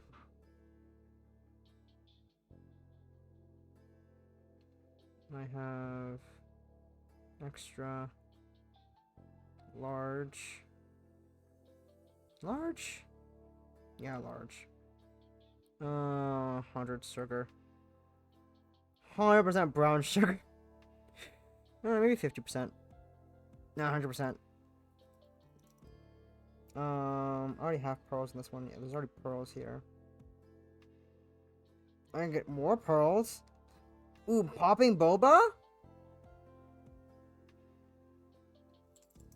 Possible. Do I get popping mango or popping lychee boba, or just get none?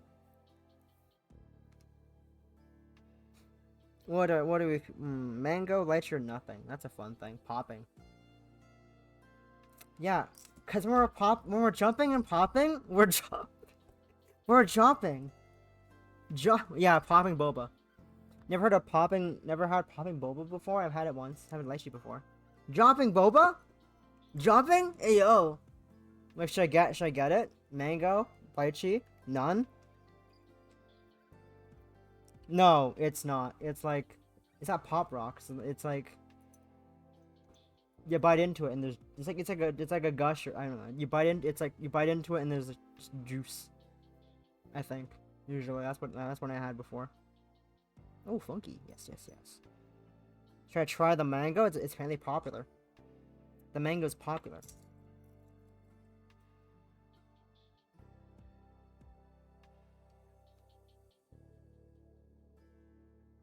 Frequently bought together. Handcrafted taro. Milk tea roasted. Cha time roasted milk tea. Succumb to the whims of the masses. Ah yes. I'm gonna pay $10.79 later.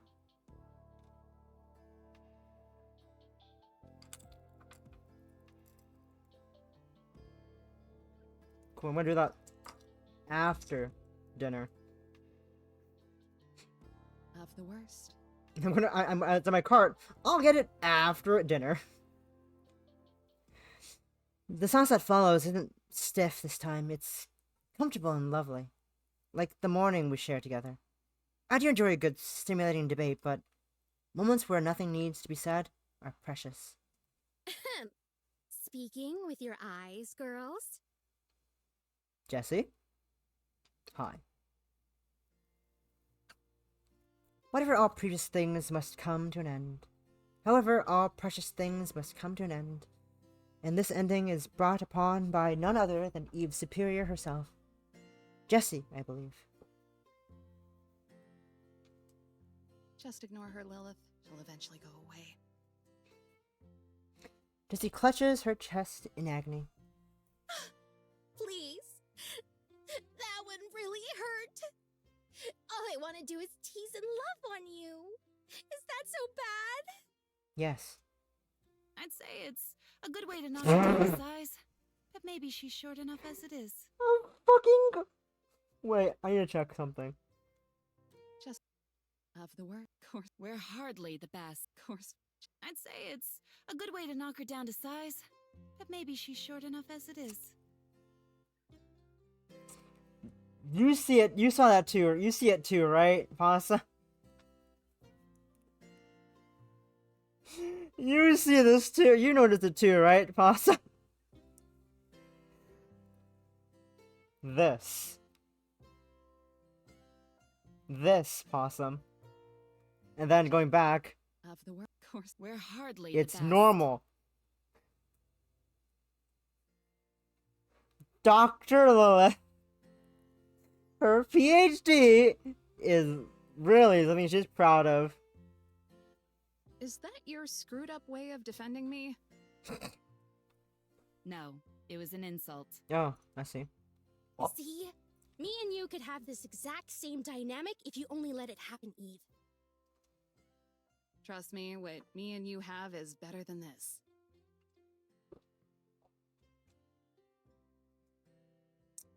Just one stop. That one stops Jessie tampering in one swift blow, reducing her to a stuttering, borderline babbling state. Oh, well, thank you. Gosh, maybe I am making an impact. She doesn't realize this was all just a way for Eve to get in a dig at me, but the compliment seems to make her happy enough, what with her restrained wiggling. Regardless, I do believe that Eve loves this woman quite a bit. I'll go as far as to say that the appreciation may run so deep that she would actually admit to it if pressed. Anyway, girls, just wanted to let you know that this place is technically going to close soon. But since Eve is staff, I don't see a problem with you staying. As long as you remember to lock up afterwards. They're back.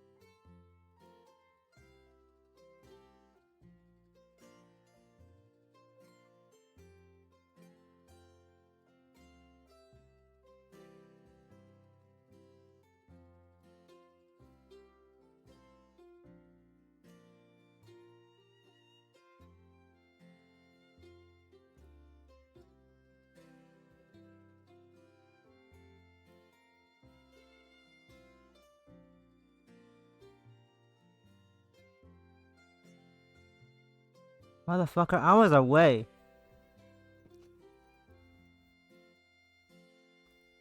Motherfucker, I left the fucking You know I theater. love you lots, right?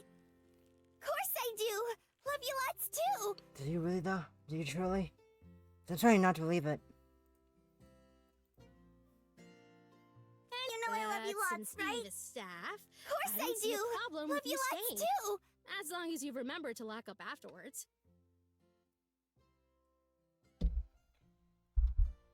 Now it makes sense why Eve is so fond of her. Jessie is wonderful. That's how the voice gave her. Now it makes sense why Eve is so fond of her. Jessie is wonderful.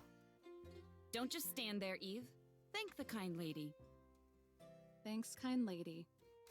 Thanks, kind lady. You're welcome, rotten girl. They both lean in for a side hug, as they do. Jessie decides it's time to take a peek over my shoulder. So, what was it that you two were looking into again? Someone has nosy tendencies. Hey, cut it out. Only I can give her crap for that. But it's so obviously true. No wonder Eve is so careful when it comes to us. It's not far-fetched to imagine a scenario where Jessie gets a tad too curious for her own good and found out about me, or Yellowstone, or Zion. Sorry, she's right. It's a bad habit of mine. I just thought maybe I could help you find what you're looking for. Whatever that happens to be. I guess that's fair.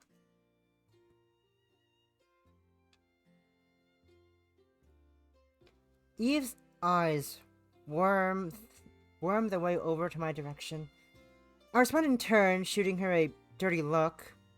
Just the same, it's filthier. Fine, as much as I would love to stay here for all of eternity, perhaps. Then some, and then some help would come in handy.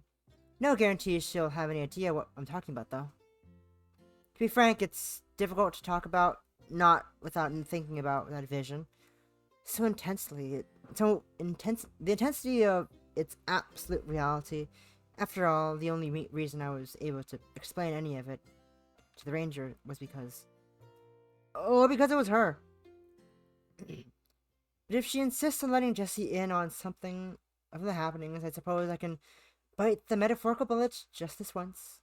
It should be easier enough to dance around all the information doesn't aptly need to know.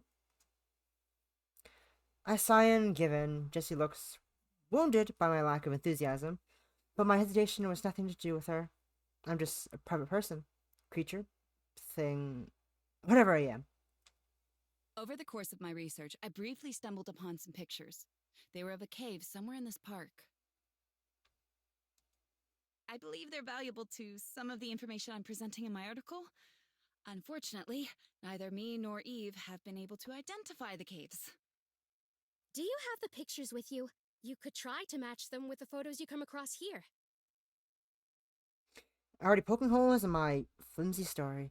Does she do this naturally? Is she just an inquisitive soul? Goodness. Like I said, I only saw them for a brief moment. You could say they flashed by. And I have no way of referring back to them. How? Ever. Eve is shooting me annoyed looks, and if we could communicate via telepathy, I'm sure she would be giving me a earful over how crappy my lying skills are, as if she could do better. There are lots of caves in this park. Some of the systems go on for miles. It makes sense that you're having such a hard time narrowing it down. She leaves the proximity. At first, I think she's ending the conversation without exchanging any of the usual pointed pleasantries, which more people should do, really. But then stops at a bookshelf. But if you can't find any info on it, there's probably a pretty dang good reason. She slides out a beige folder, coated with dust. With a sharp blow of her breath, all of it goes flying, like particles of time drifting to the ground. So, unless I'm finally going batty, what you're looking for is probably closer than you think. Opening the folder, she takes out a thick piece of paper and begins the process of unfolding it. When she's done, it's bigger and taller than all three of our heads put together. Is that a map of the park? That's right, and an old one too. Oh shit. I must witness. I must witness! I must witness! I must witness! I make grabby motion.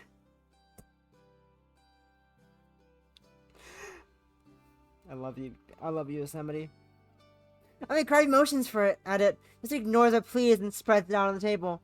So excitable. But be careful. I'm not sure how many of these we have archived. Handling old things is my specialty. Maybe you should try specializing in patience next. And maybe you should try not being an empty, miserable shell. Ooh. Well, maybe you should. Ladies! Really? She brings out the worst in me. You do that yourself.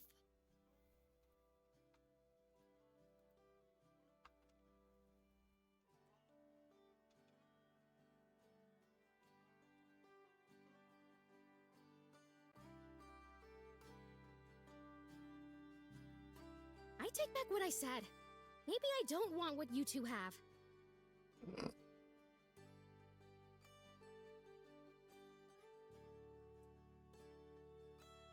The map? The map! Right. Every so often, management will decide to stop promoting certain areas of the park, usually because of safety or environmental concerns. This will typically involve removing trail markers and taking it off the maps we hand out. Uh-huh. Do you think that might be the case for the place we're looking for? Probably. There's a good chance. I lean out of my chair and hover over the table. The map is faded in places, with torn and dog-eared corners, but it's still legible. Nearly all of the locations are places I recognize, as I should, all except for one. I point at it. Indian Caves. What is this? Good eye, Lilith. That's what I was about to show you. It's fabled? It's really to Mimo and Mina? What? Whoa, it's a I've never fable. heard of it. This park has been here longer than the 5 years you worked at it, honey. Can confirm. I proof of it. This place used to be marked like any other area of the park. It was popular too, being so close to Lake Mirror and all. The caves were easy to explore and walk through, so it was great for kids. It was. They were. But I hate giving your cynical side more ammo, but it's probably what you're thinking. People kept leaving their trash and camping gear there. it was too much of a hassle for anyone to bother cleaning it up, right? Right. Right. His tone is bleak, as if she was regretting bringing this part up the moment it left her mouth. She must be more invested in changing Eve's perspective than I could have guessed.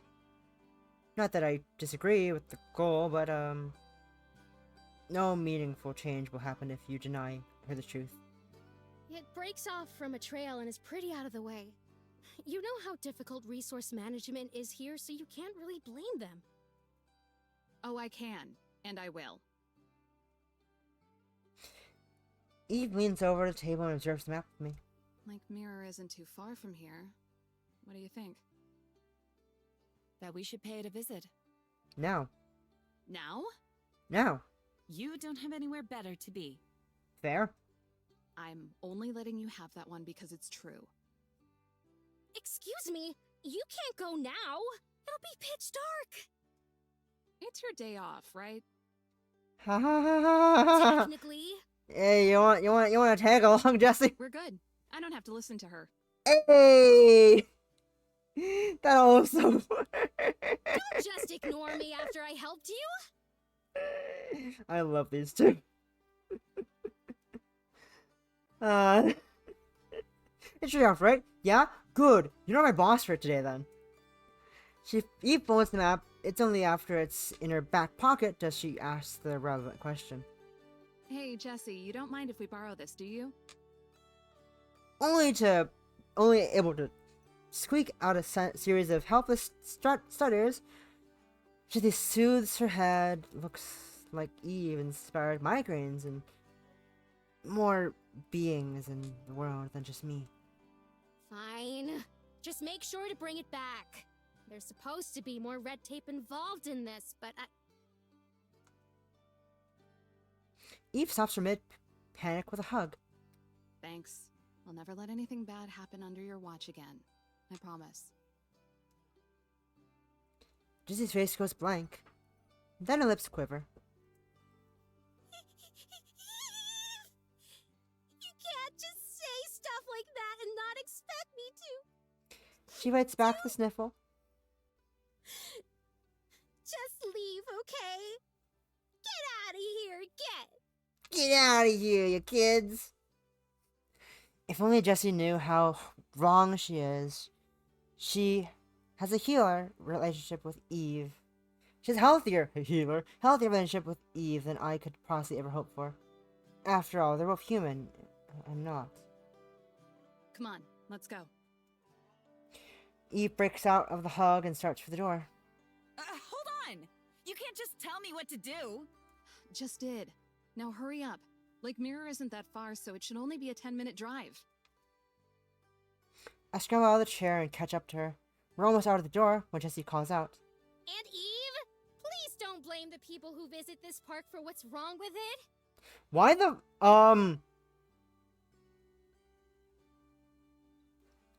can you see that? You can't. What's that doing there?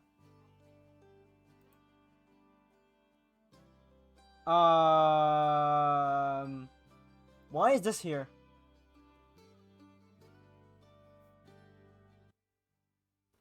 Just Wait. Come on, let's go. Hold on! You can't just tell me what to do! Interesting. Pop's here. Coming around to people, actually. It's the lazy institutions they build I have a problem with. There's a short pause after from Jessie as we exit the library.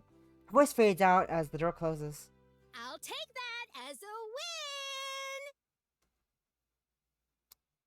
Sweet. Not to invalidate your feelings, because I know they're very important. But what part of life maybe being a dream makes you anxious? Green 5. Cully, what part about it doesn't scare me? If it's true, then there's just lots of little details that pile up. Green 9. Like what? I like, instead of, showing the owner game, we're just gonna say we're playing. Out loud. Save on, cut some costs, I need to draw. 1, 2, 3, 4. Imagine it just cuts to those just real pictures of Uno, of them actually just playing Uno in real life. It's like two just actual real life Uno cards, pictures of them in the middle of the screen, randomly. Yellow 9! Oh shit!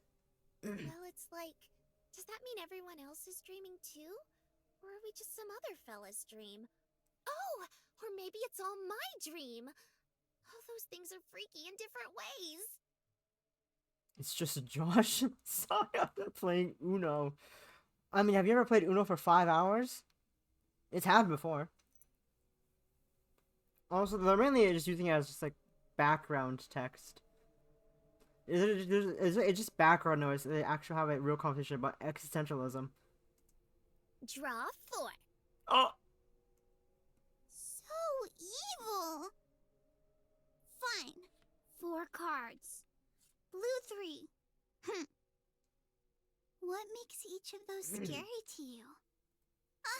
If you don't mind me asking.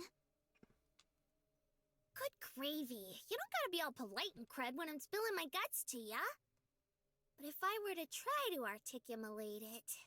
Zion the therapist. Zion's now a therapist. Isn't that just great?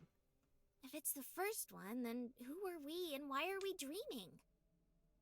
If it's the second thing, then why the heck am I having dreams inside of dreams? And why do I feel so gosh darn real? Oh, looks like I gotta draw. 1, 2, green 3. What about the third one? That one's the freakiest! Because if I'm the one dreaming, that means nobody else is real. And I'm all by my lonesome. You're not alone. I promise that I'm real. I'm conscious. And I'm really consciously loving you. I wanna believe ya. But what if the dream is just telling me to dream you saying that? Oh, I can see how that could be scary. Still, I hope you can believe me. One day. Wild card!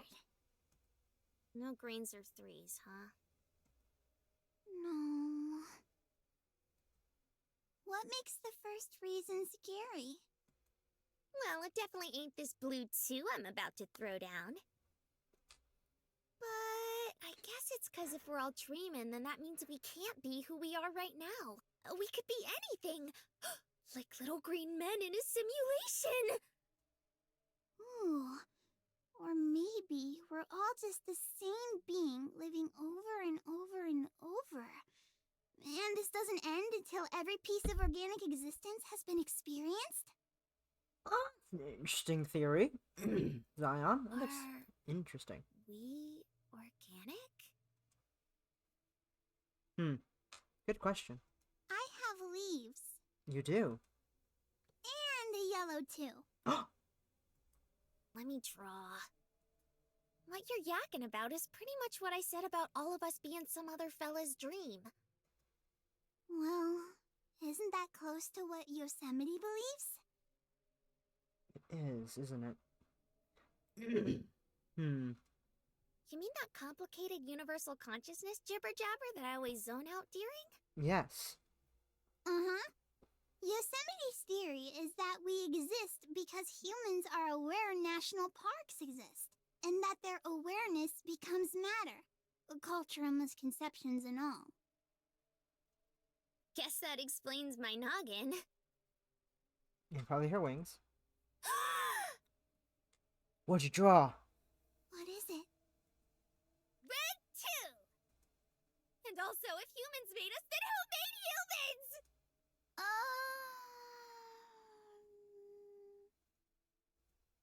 You see the discard pile?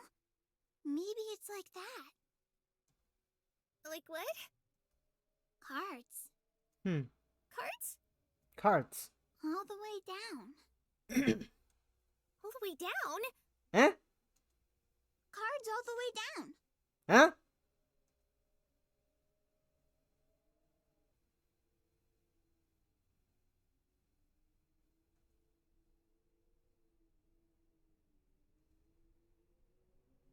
The cards stop at the table, Zion. The cards stop at the table, Zion. Whoa. I think we're just about there. Make sure you keep up.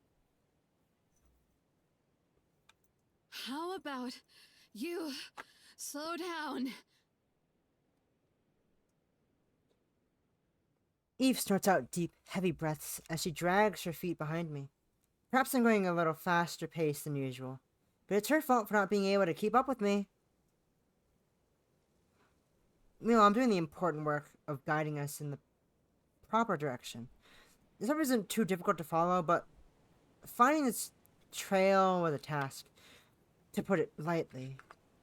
We had to park at a hotel, stumble around until we found a bike path, and then finally we found the proper path, only after missing it 3 times.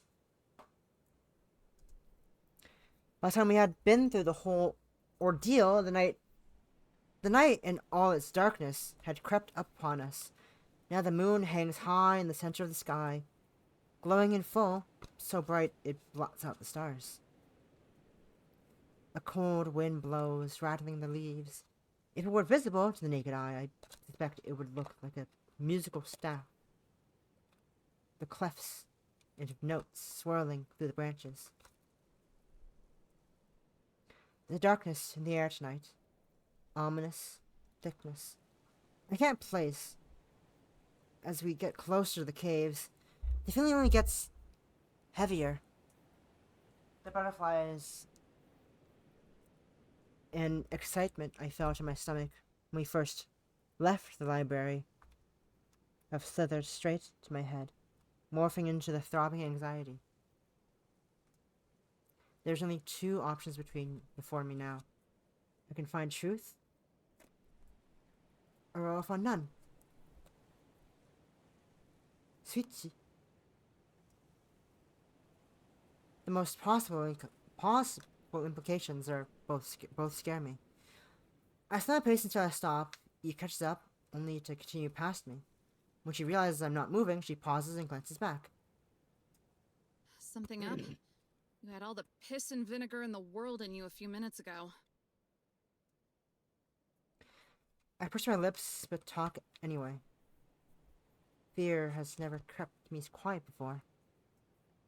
Should we turn back? Huh? She continues on, but I don't follow. Her shoulders heave down in a sigh. Turns around. No, because you'd regret it. That's fair. How are you so sure? Because I'd never let you hear the end of it. That's probably fair. Even if the moon wasn't bright, I was able to see her expression clearly. Just one of the many small differences that makes me inhuman. But when I see her serious, deadpan face, spotlighted by the moonlight, I know that maybe even more than the information I've received tonight is truth. Eve lies to herself, but I know she doesn't lie to me. So, now I follow her. Deeper into the dark woods we go, away from the assembly that I am and to know.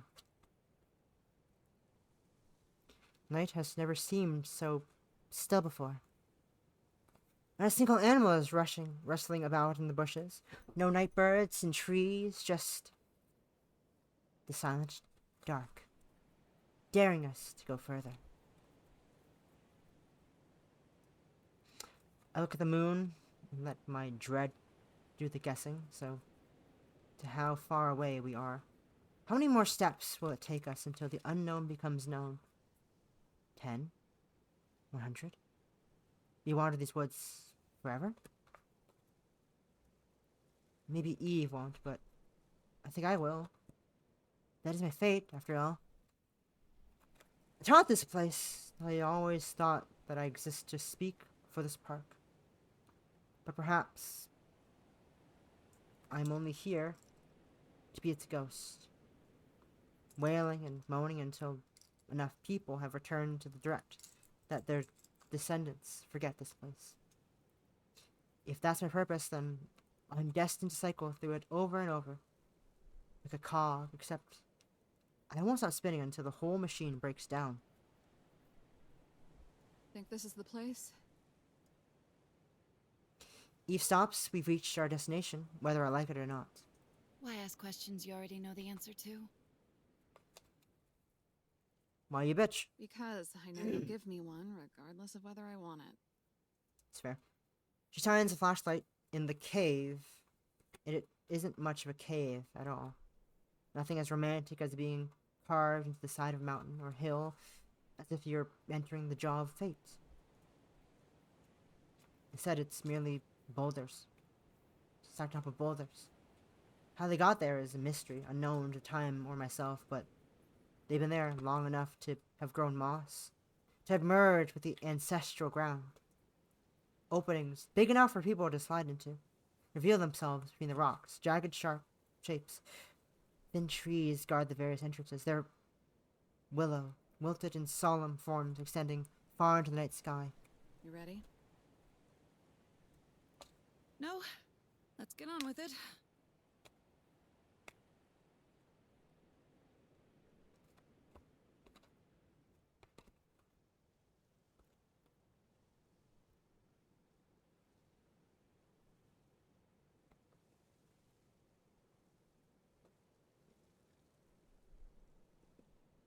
I march onward, past Eve. She draws in a deep breath, whether it's supposed to steady or just her usual exasperation getting the worst of her.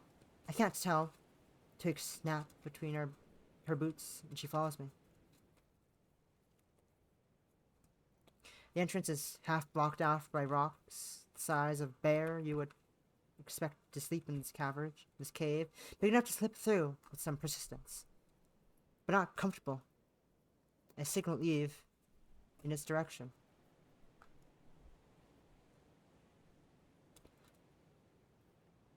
Well, that's a draw.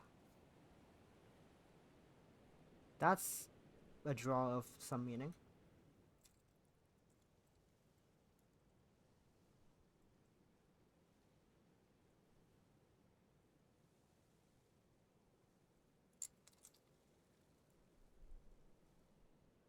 Give me a second, I'm doing something. I'm doing something unimportant. Extremely not important at all. I'm just doing it for the shits and giggles because I feel like I can. And because I want to for some reason. I'm not sure why I want to do this, but I am doing it still, nonetheless. Though I have no idea what the fuck any of it means. Because why would I know what it means? Why would I know what it means?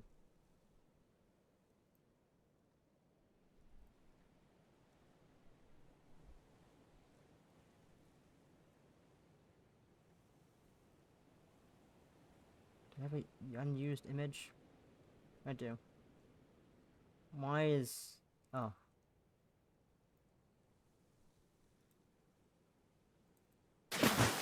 Ah! Thank you, Olivia. This is for you.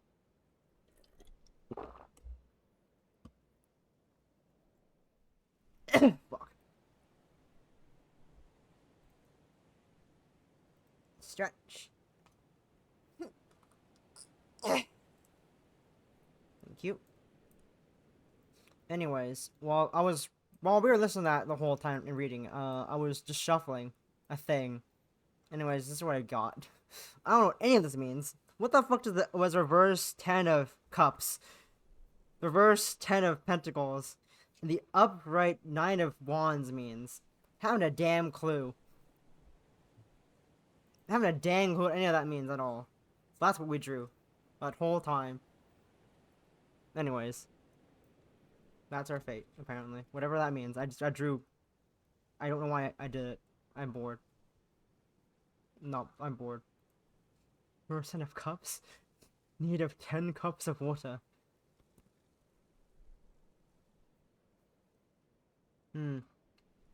Tarot? I don't know how to read tarot.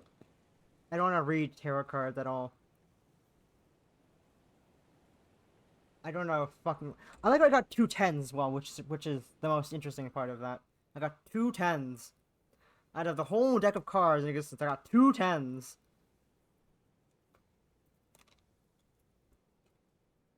Got 2 10s. You want to look at them again for some reason? Here you are.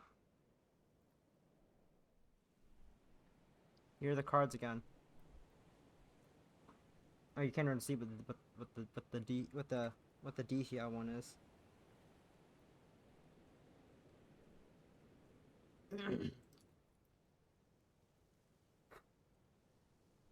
Verse 10 of Pentacles and 9 of Wands. Google it? Nah, fam. That's not my job. I'm gaming here. I'm entertaining you guys. I'm not here to Google. She points the flashlight down into the cave. It illuminates the small space with warm light, only getting more narrow and further along as it goes. Peering in, it looks like a dim, cozy chapel. Unless you're in the mood to get stuck, there's no way that'll fit both of us. Well, that was the order. The order was 10 of Cups, 10 of Pentacles, both of those reversed, and then it was 9 of... what is it again? 9 of Wands. Reverse 10 of Cups, reverse 10 of Pentacles, upright 9 of Wands. Gaming. Gaming. I glance into the cave. The light wobbles and the secret corners get darker. As the flashlight shakes in Eve's hand, a deep frown strains her cheeks. And I secretly hope it's pity. It'd be nice to be pitied. Well, here goes everything. I take the first step through the mouth of the cave, listening to the sweet lullaby of the crickets. The warmth of Eve's breath brushes against the nape of my neck. Please don't leave. Sweet. Not that I could, with how stunned I am, but she doesn't even give me time to answer before she wiggles and drops down to the cave. Idiot!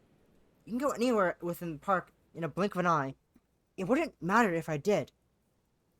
But even then, I've already spent 5 years with this job. 5 years with you. I can't just give up and leave. Not yet. Sam dusts herself off and she inspects the inside of the cave. She places her hand against the rock and traces it over the walls, as if absorbing some unsaid knowledge she possessed.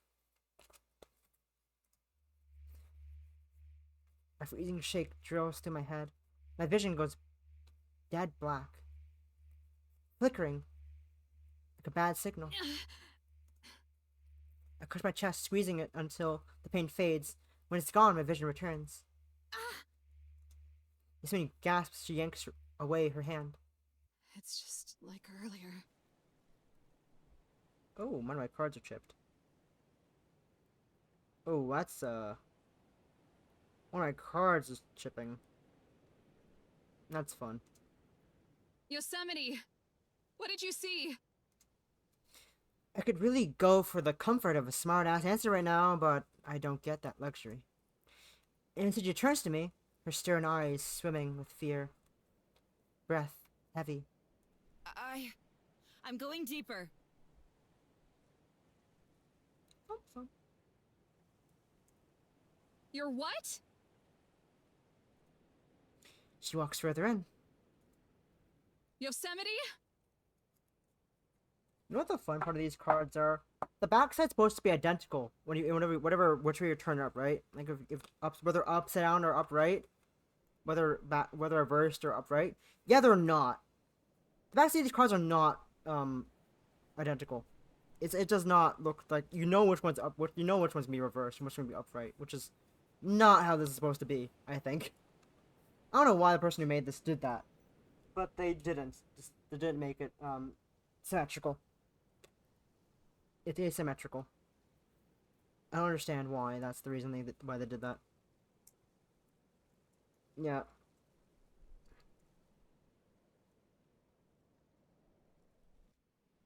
I'm gonna send it over as well. Load faster.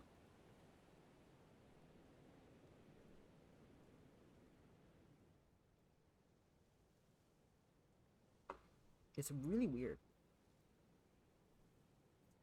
So I know what's gonna be upper and what's gonna be reversed if I put them down, which is the best part. So I just don't look when I hoist them down. It's the best. It's fun. As if looking would mean anything, because I don't fucking know how to read. I can't read it anyways. I'm unfamiliar with the concept. With the hows and do's of tarot. I'm unfamiliar.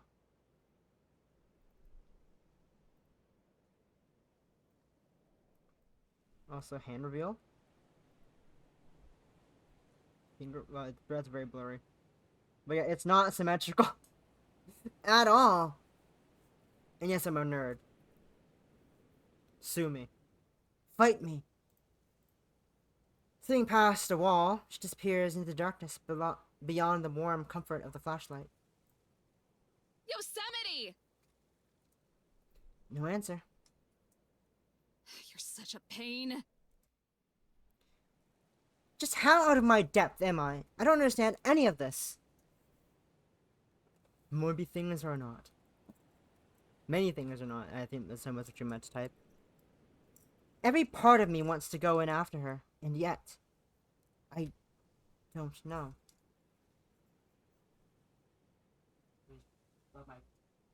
Going back into the fucking charging block instead of the computer.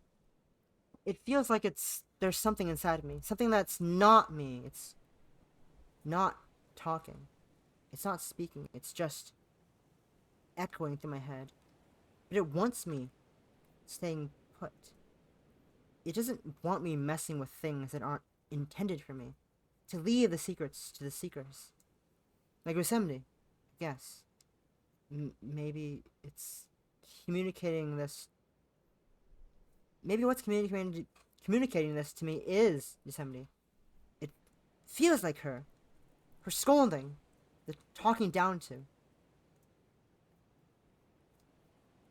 God help me if she spreads the will of her ego without saying a word.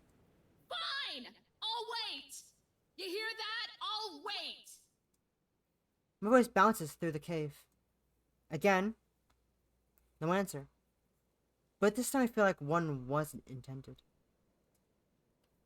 I wonder if I'm in some asylum somewhere, hallucinating all of this. Yosemite, Yellowstone, Zion. Maybe cracking that guy in the skull was what finally broke my mind. Or better yet, it's just a dream. All of it.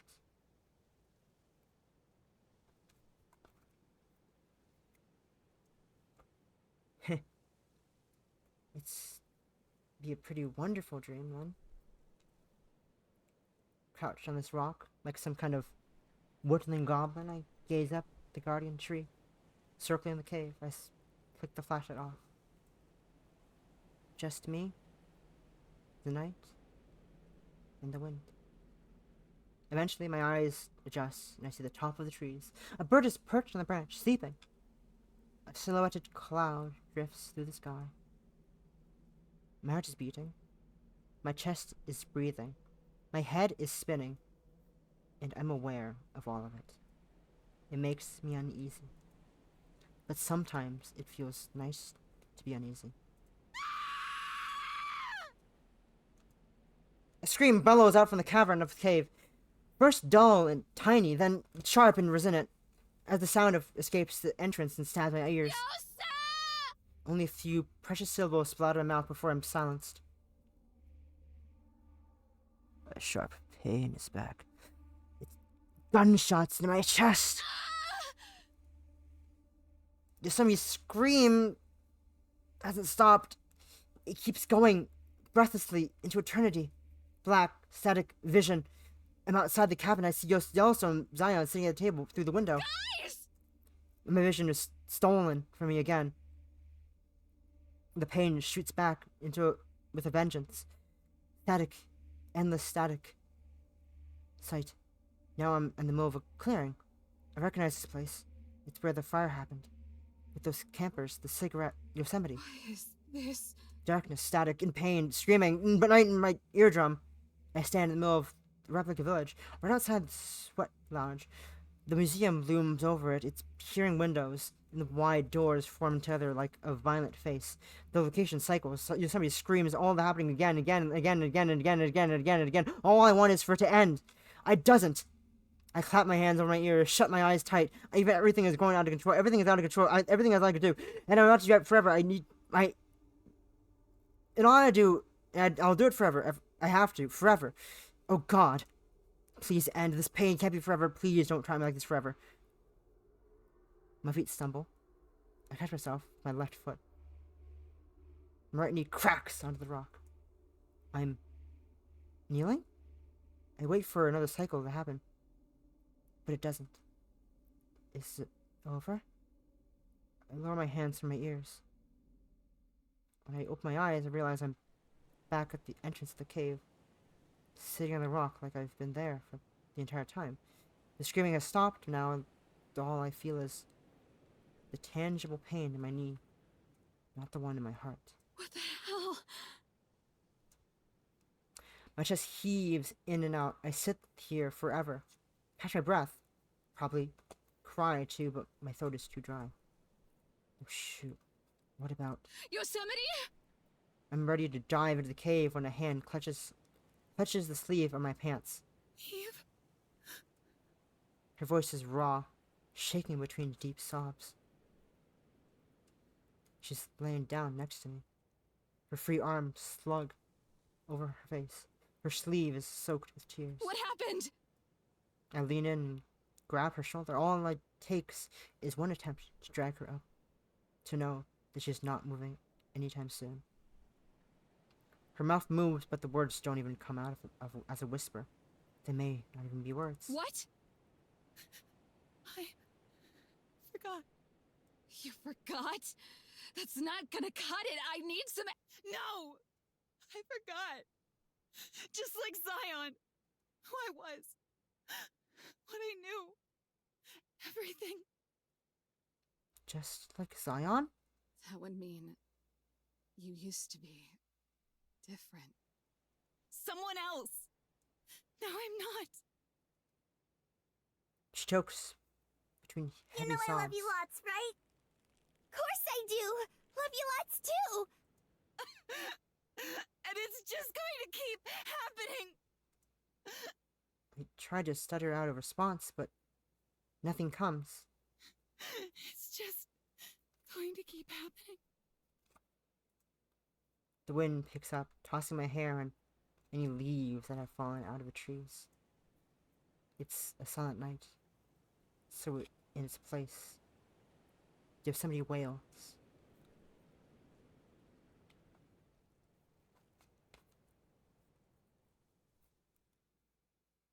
Reverse! Reverse! Reverse! Reverse! Reverse! Reverse! Seriously, Petus, why does this always end up happening? No offense, Yellowstone, but you were the one who combined 4 decks together.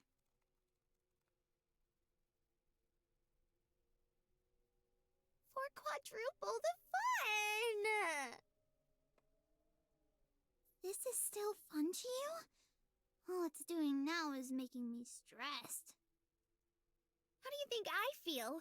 All that turtle jibber jabber you were going on about is still zipping over my head. I'm out for lunch. By the way, you only have 1 card left, and since I pointed it out, you gotta draw 2 more. Sorry, cutie. Them's the rules. Jeez. You really know how to push my buttons when we play games. You know that?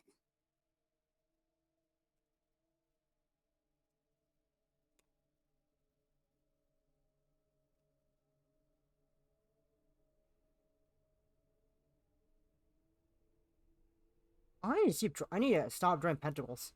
The turtles, Zion! The turtles! I do more pentacles. I do have Uno, but also yeah, I do own Uno. Why are you saying that now, randomly? Olivia, what's happening? Confusion. Why are you yelling that at me? As if it wasn't a thing that could be easily figured out. I do in fact own Uno. Why?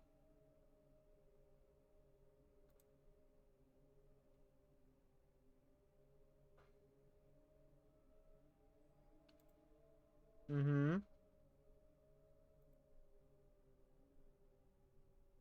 Looking.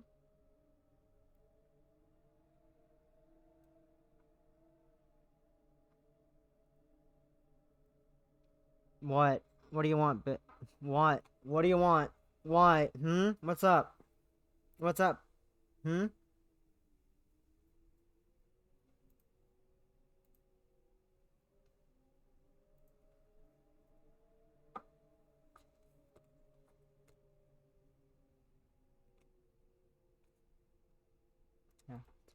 I'm soft? I'm so soft? Wow, I see how it is. Wham!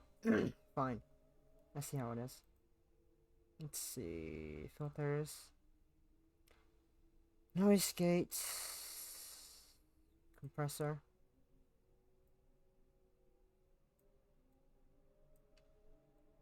Is that better? No, it's not. It's worse. Let's just make it higher. I'm soft? I ain't soft, motherfucker! I ain't soft. Anyways, I drew more pentacles. I drew more fucking pentacles. I drew 3 pentacles upright, king of pentacles upright, and reverse 5 of swords. I know what I'm playing with this tarot deck, as if I fucking know what I'm doing. I don't. I just bought them on a whim. And I now own a whole deck of tarot cards. Major and minor Arcana. And they're all Genshin. Because I'm a fucking nerd. I own a whole deck of Genshin tarot cards. Because I'm weird.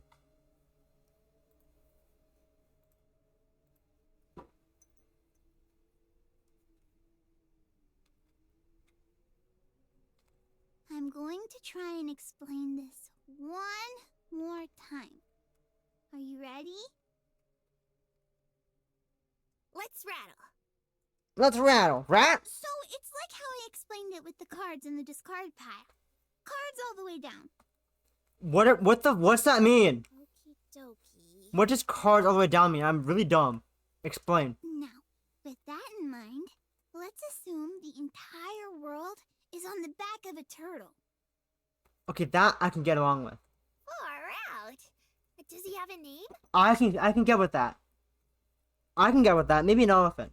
No. The turtle is just an example. It could be any animal. Like an elephant. Right? Ooh, could it be a buffalo then? They're so fluffy and huggable. I just want to squeeze them. Sure.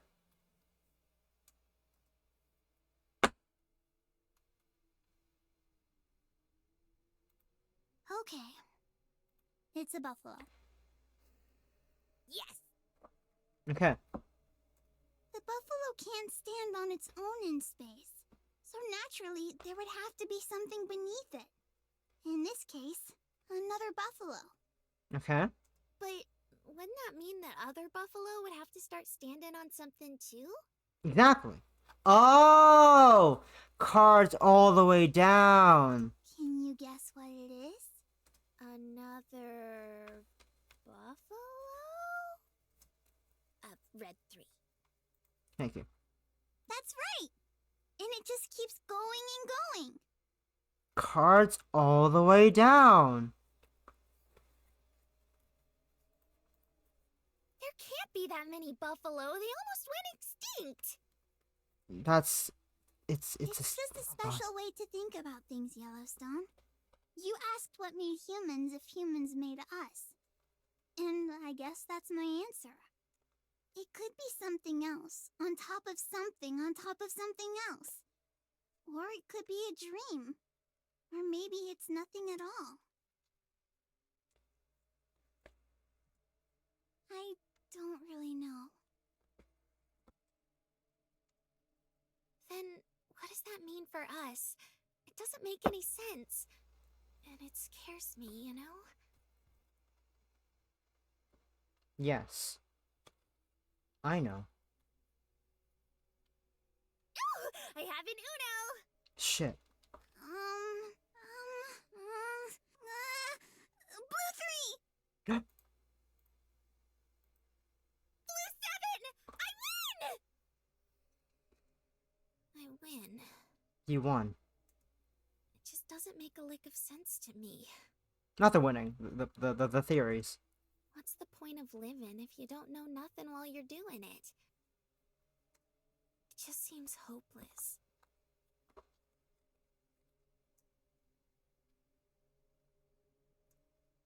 Does there need to be a point? Huh? Of course there does. Every camper that cruises through here has one. They got hobbies or nice families. Even Evo has her job.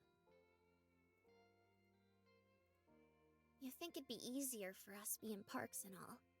All we gotta do is help folks get back to nature and look pretty while doing it. We should be jam-packed with purpose. I just sure don't feel like it.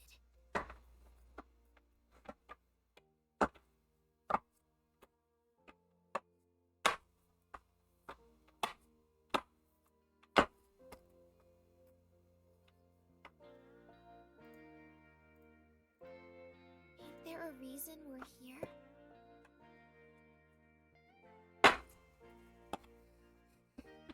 Aggressive card shuffling noises intensifies. There might be. But why should it be up to us to figure it out? Well, Yosemite's always trying to do it. That's just Yosemite's thing, though. Yosemite is Yosemite. Let her do what she needs to do to make herself happy. Mm-hmm. Does dwelling on this make you happy? Probably not. No. Feels pretty crummy, actually. That don't mean I can't think about it, though. I know. It's not that easy. But what about the things that do make you happy? Can you think about those? Oh, sure. I could do that till the cows go moo. The thing is not that, but okay. Can you tell me some of them?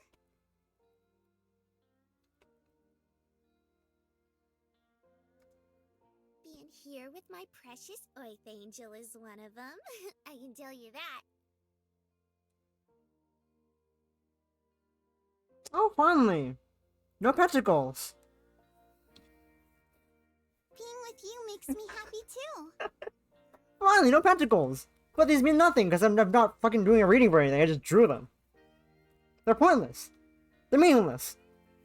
And I think just being here now is a lot more important than worrying about all that other stuff. Because here isn't forever. Not even for us. Zion! I don't know if I can change what scares me, Lickety Split, or anything sudden like that. It's all so whack. It is whack. It's hella whack. But if vibing here with me is good enough for you, then by golly, I'm gonna try and make it good enough for me. It might take a long time. Eh, Well, as long as the thing on top of my head don't explode, I think I'll be okay. It's a good excuse to dilly-dally, at least. And if you want, we can have more talks like this. We can play more Uno, too. That'd be swell! Could we play another round now? Sure. Let's take out some of the reverse cards, though. Oh, such a stick in the mud. But okay. Phew. Reverse is kind of pointless, isn't it? Because it does nothing with a two-person game.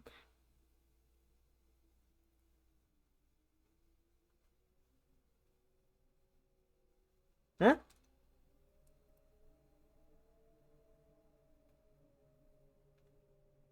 Say, did you hear something? No? I felt something, though. Probably just the sting of defeat. That's very rude. You'll eat those words. Slowly. To prevent That- indigestion. The lore implications. Nah, I understand. She actually did teleport. That makes interesting sense. You're on. I mean, that makes the most sense. She actually did teleport across the whole fucking existence of parks of Oh, Yosemite. before that, I have another question. By all means. Reverse 8 of Wands. Upright Ace of Wands.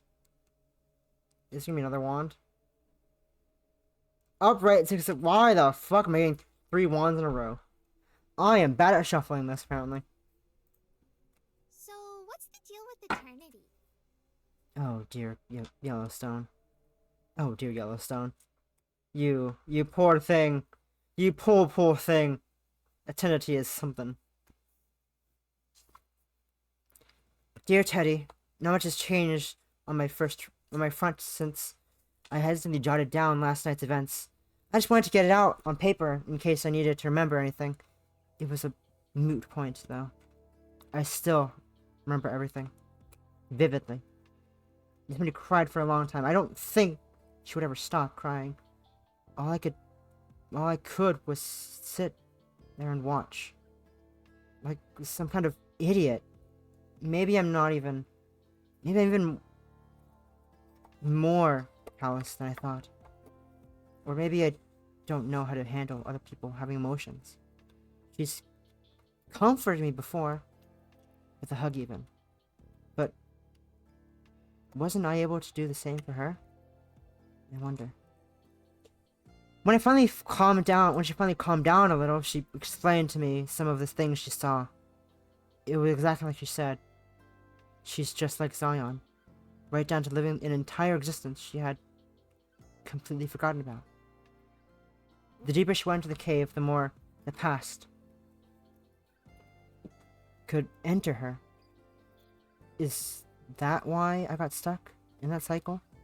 It felt like whenever they teleport somewhere except worse, I must be getting too close. Could be why those visions sticking to me. Maybe Asemi just got too close to the truth. Regardless, we're both at the lodge. She knew people. Tribes of them. She could speak their language. They knew her. One of them was a girl. Yosemite smiled when she said that she remembered her of me. I hadn't seen her smile since. This girl had a name for her.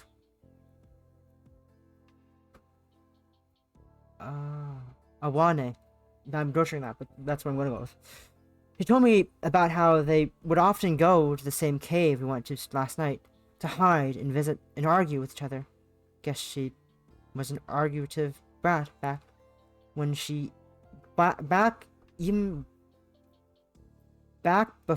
before she even met Zion. Before a lot of things. What am I doing here, Teddy? I'm so out of my depth. I may as well be drowning in the ocean. It's not like the girls know that much more than I do. They exist, but they're just along for the ride. I'm scared because I don't know what's going to happen next. Yosemite hasn't left the couch since we got home last night. As I ran this, she's still there. Blanket pulled over her head. Research untouched. This is the first morning where the table seat opposite from me has been empty. Where I've been unopposed. Not as good as a human as I am a ranger. P.S. I dusted off my phone to look up what Awalne means. It's Miwok for big mouth. If that was her name, I can't think of anything more fitting. I flipped Teddy shut and tapped my finger on the cover. Yosemite is completely submerged by her blanket. If it weren't for her feet dangling over the armrest, I wouldn't even be able to tell if she was there. I was gonna say something. No, that I can't. I just hope she bounces back. I don't want to face these things alone either. Miss Eve? Yes? Zion's squeak drags me out of the depths of my thoughts. We haven't told her or Yellowstone about what went down last night, so for them it's business as usual. I don't know if it's moral to hide it from them, but I think they're better off not knowing. What is it? My voice is a dry gravel, on account of the sleep I didn't get last night. Do you happen to know where Pup is? I can't find him anywhere. I'll miss his breakfast. I hate to say it, but he had completely slipped my mind. It's a pressing matter, but yesterday was filled with those. Now that you mention it, I haven't seen him since I got off work yesterday. I'll go out and look for him in a bit. He doesn't wander too far. Thank you. I'm just worried is all. When are you not? When everything is perfect. Interesting, okay. Interesting. Ain't nothing ever perfect. Dollface here knows that better than anybody. Yellowstone comes bobbing over with this from the stove, carrying a platter of pancakes in her hand.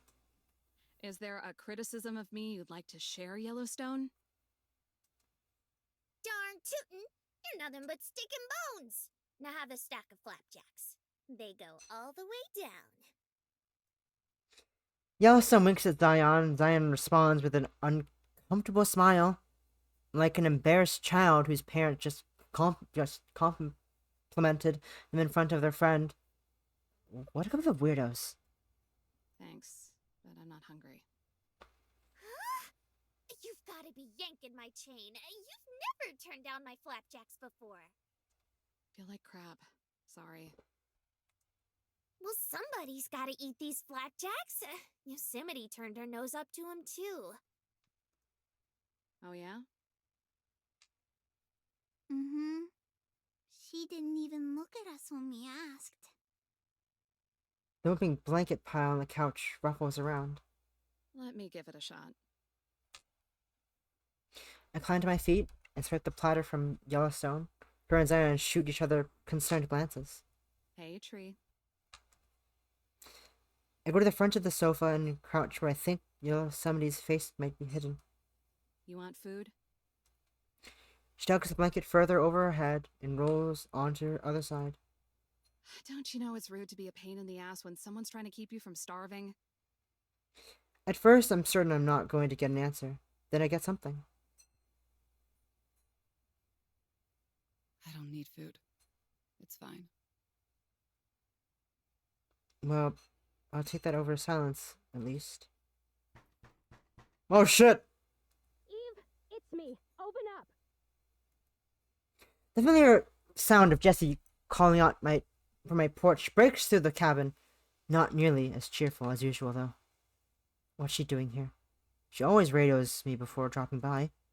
I sigh and set the platter down on the coffee table. Just let me know when you're ready to sort through all this.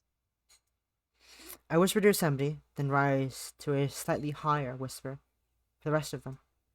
You guys should split for a while. Looks like duty is calling. Aye, aye! Shh! Come on, girls. Let's make like a bee and buzz off. Just you two. Yellowstone drags Zion's hand. The two of them rush over to the couch to force Yosemite's hand out of the blanket long enough to hold it. They disappear from the room before I can blink. Adams, I know you're in there. You open this goddamn door right now. What the fuck is wrong? Uh-oh. What's her damage? She was so bubbly as usual last night. Coming!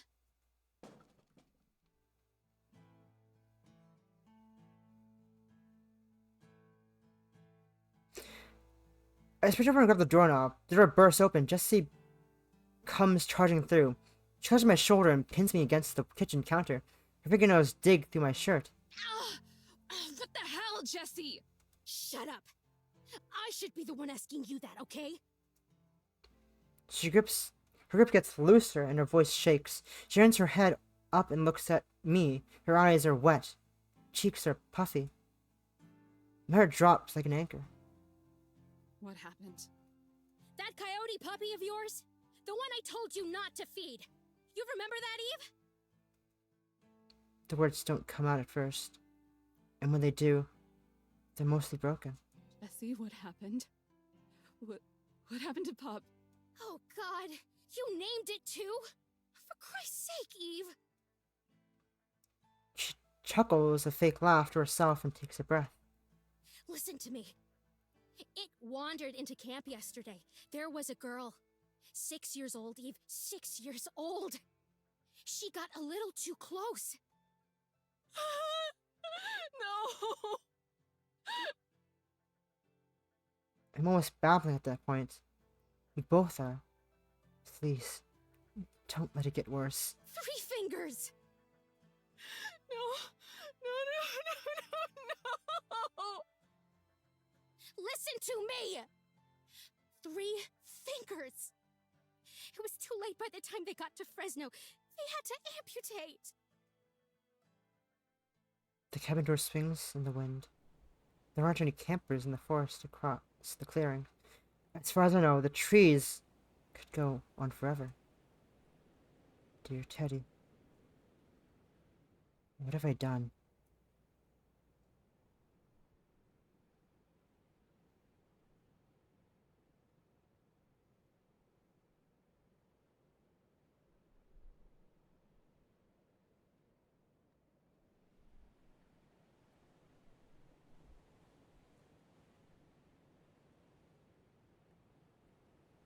What the fuck?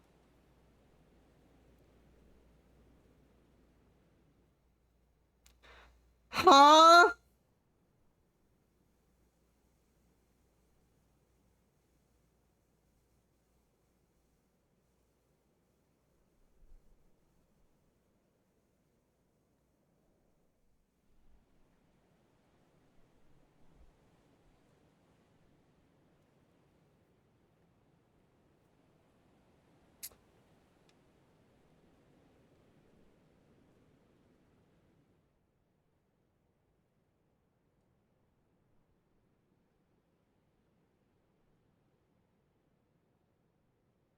No education lesson. Pentagon fruit. What? Whoa. That? Oh yeah! I don't have episode 5 yet. I forgot I don't own episode 5, that's why. I haven't bought it yet. Wait, so... What was... Did Mari just go straight to episode 5? Or did she already do 4 before? Wednesday. Let me check something. Whoa, face reveal.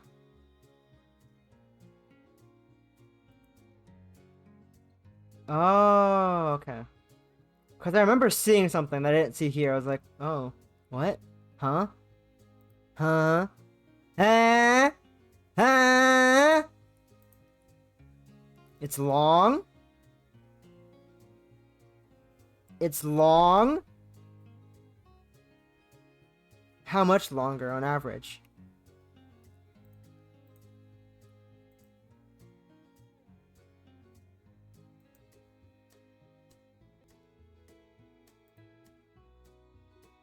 It's a tad longer. I see. Over 6? Over 6. Maybe 25% longer. But if you say over, you don't even know. You just over 6 randomly. You don't even fucking know. You don't even play the game. You don't see anyone play it. You don't just over 6 randomly.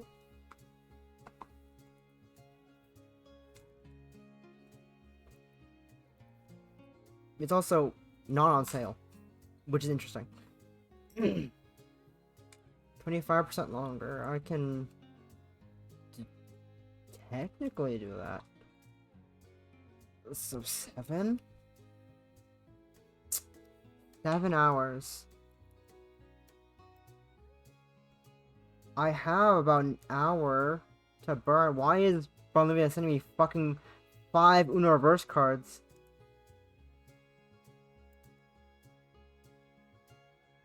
Not a bad guess. Honestly, be closer to 5.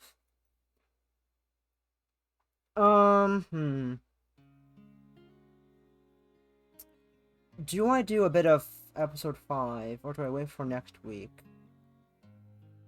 I have around an hour to burn, but also I need to... I do have an hour to burn. Next week.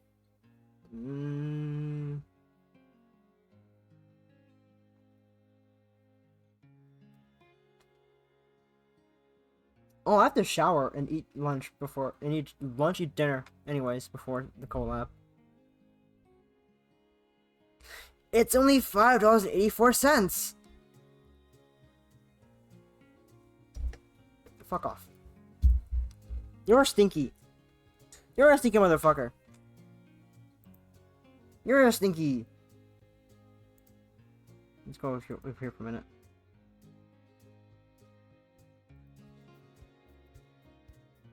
Game sound. Mute.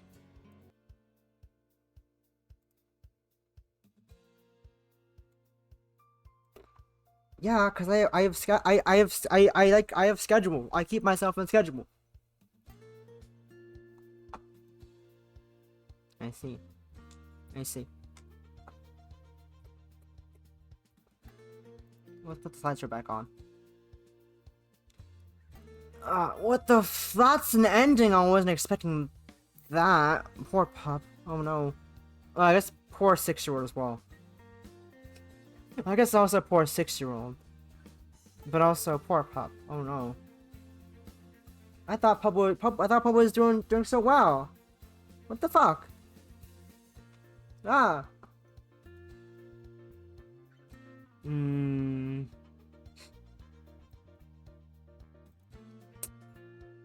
I was not expecting that ending. I don't think any of us were expecting that. Yes, very sad indeed.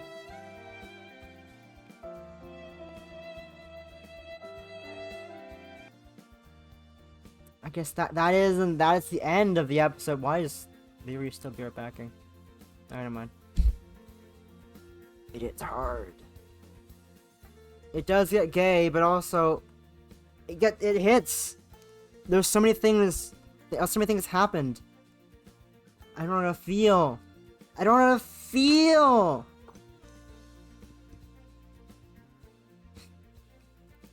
I guess we should probably raid out then if I'm not gonna. I still need to buy the episode, but what the fuck? What the fuck? Okay, I know Leary's still alive, but anyone else I know alive besides Leary? No. Kind of? I don't know these people. Oh wow! Sunshine National Park was for viewers! Wow!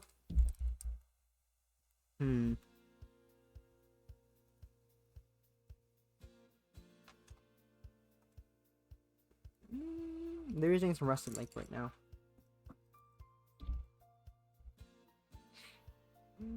I have so much. I have things. Leary. Egg. I'm still. I need to recover from that still. Oh jeez, that was not an ending I was expecting. The trailer of the episode didn't feel like it was gonna be that crazy. I know, like she was going. I know y'all someone was going crazy with the things and the things.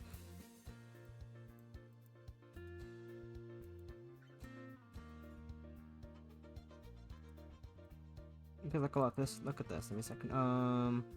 Browser source. Paste. Control audio via OBS.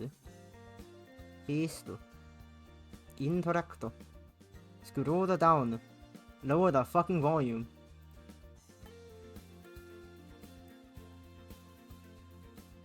Paste filters. Go to interact.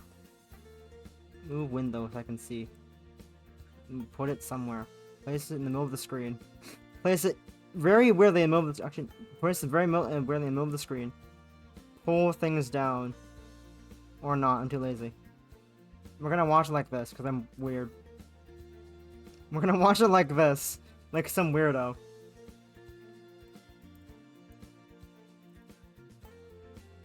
Howdy-yo, Yellowstone here. Just do me a... There's no volume. solid and I stick can't with hear me anything. for this one There's because I one. got a whole lot of questions and not a whole lot of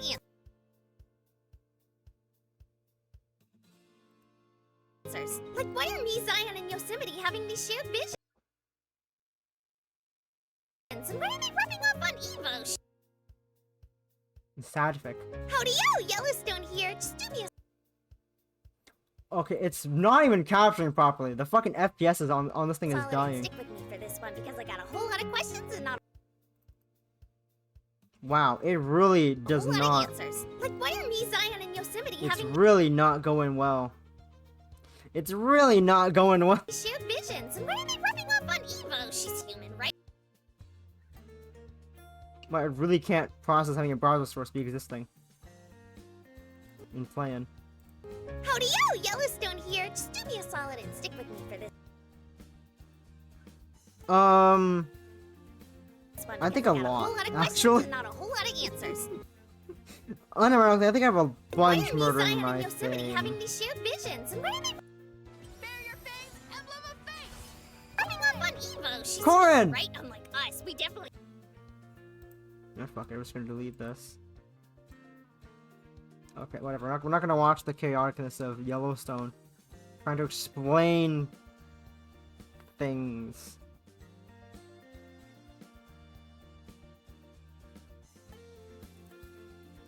Don't mind you. You're summon Emblem of Fate, Corin. Any whoosies, I guess we should start raid out. Let's go raid to the Yuri. Oh. Connect us! Fire emblem! Okay, we're connecting us to Fire Emblem. Anyways, let's. You know I love you lots, right? Of course I do. I miss about Love you Leary. lots too. I miss about Leary. Let's go raid Leary. She's you know doing I love you lots, right? more Rusty Lake. Of course I do. Love you lots too. And then, in about 3 hours, I'm gonna be doing a Palsia collab. We're doing 2 horror games. So, look forward to that. Put that on your schedules and stuff. And I will, why is that Ellie up there? I'll see you guys later in like 3 hours, hopefully, or whatever. Bye!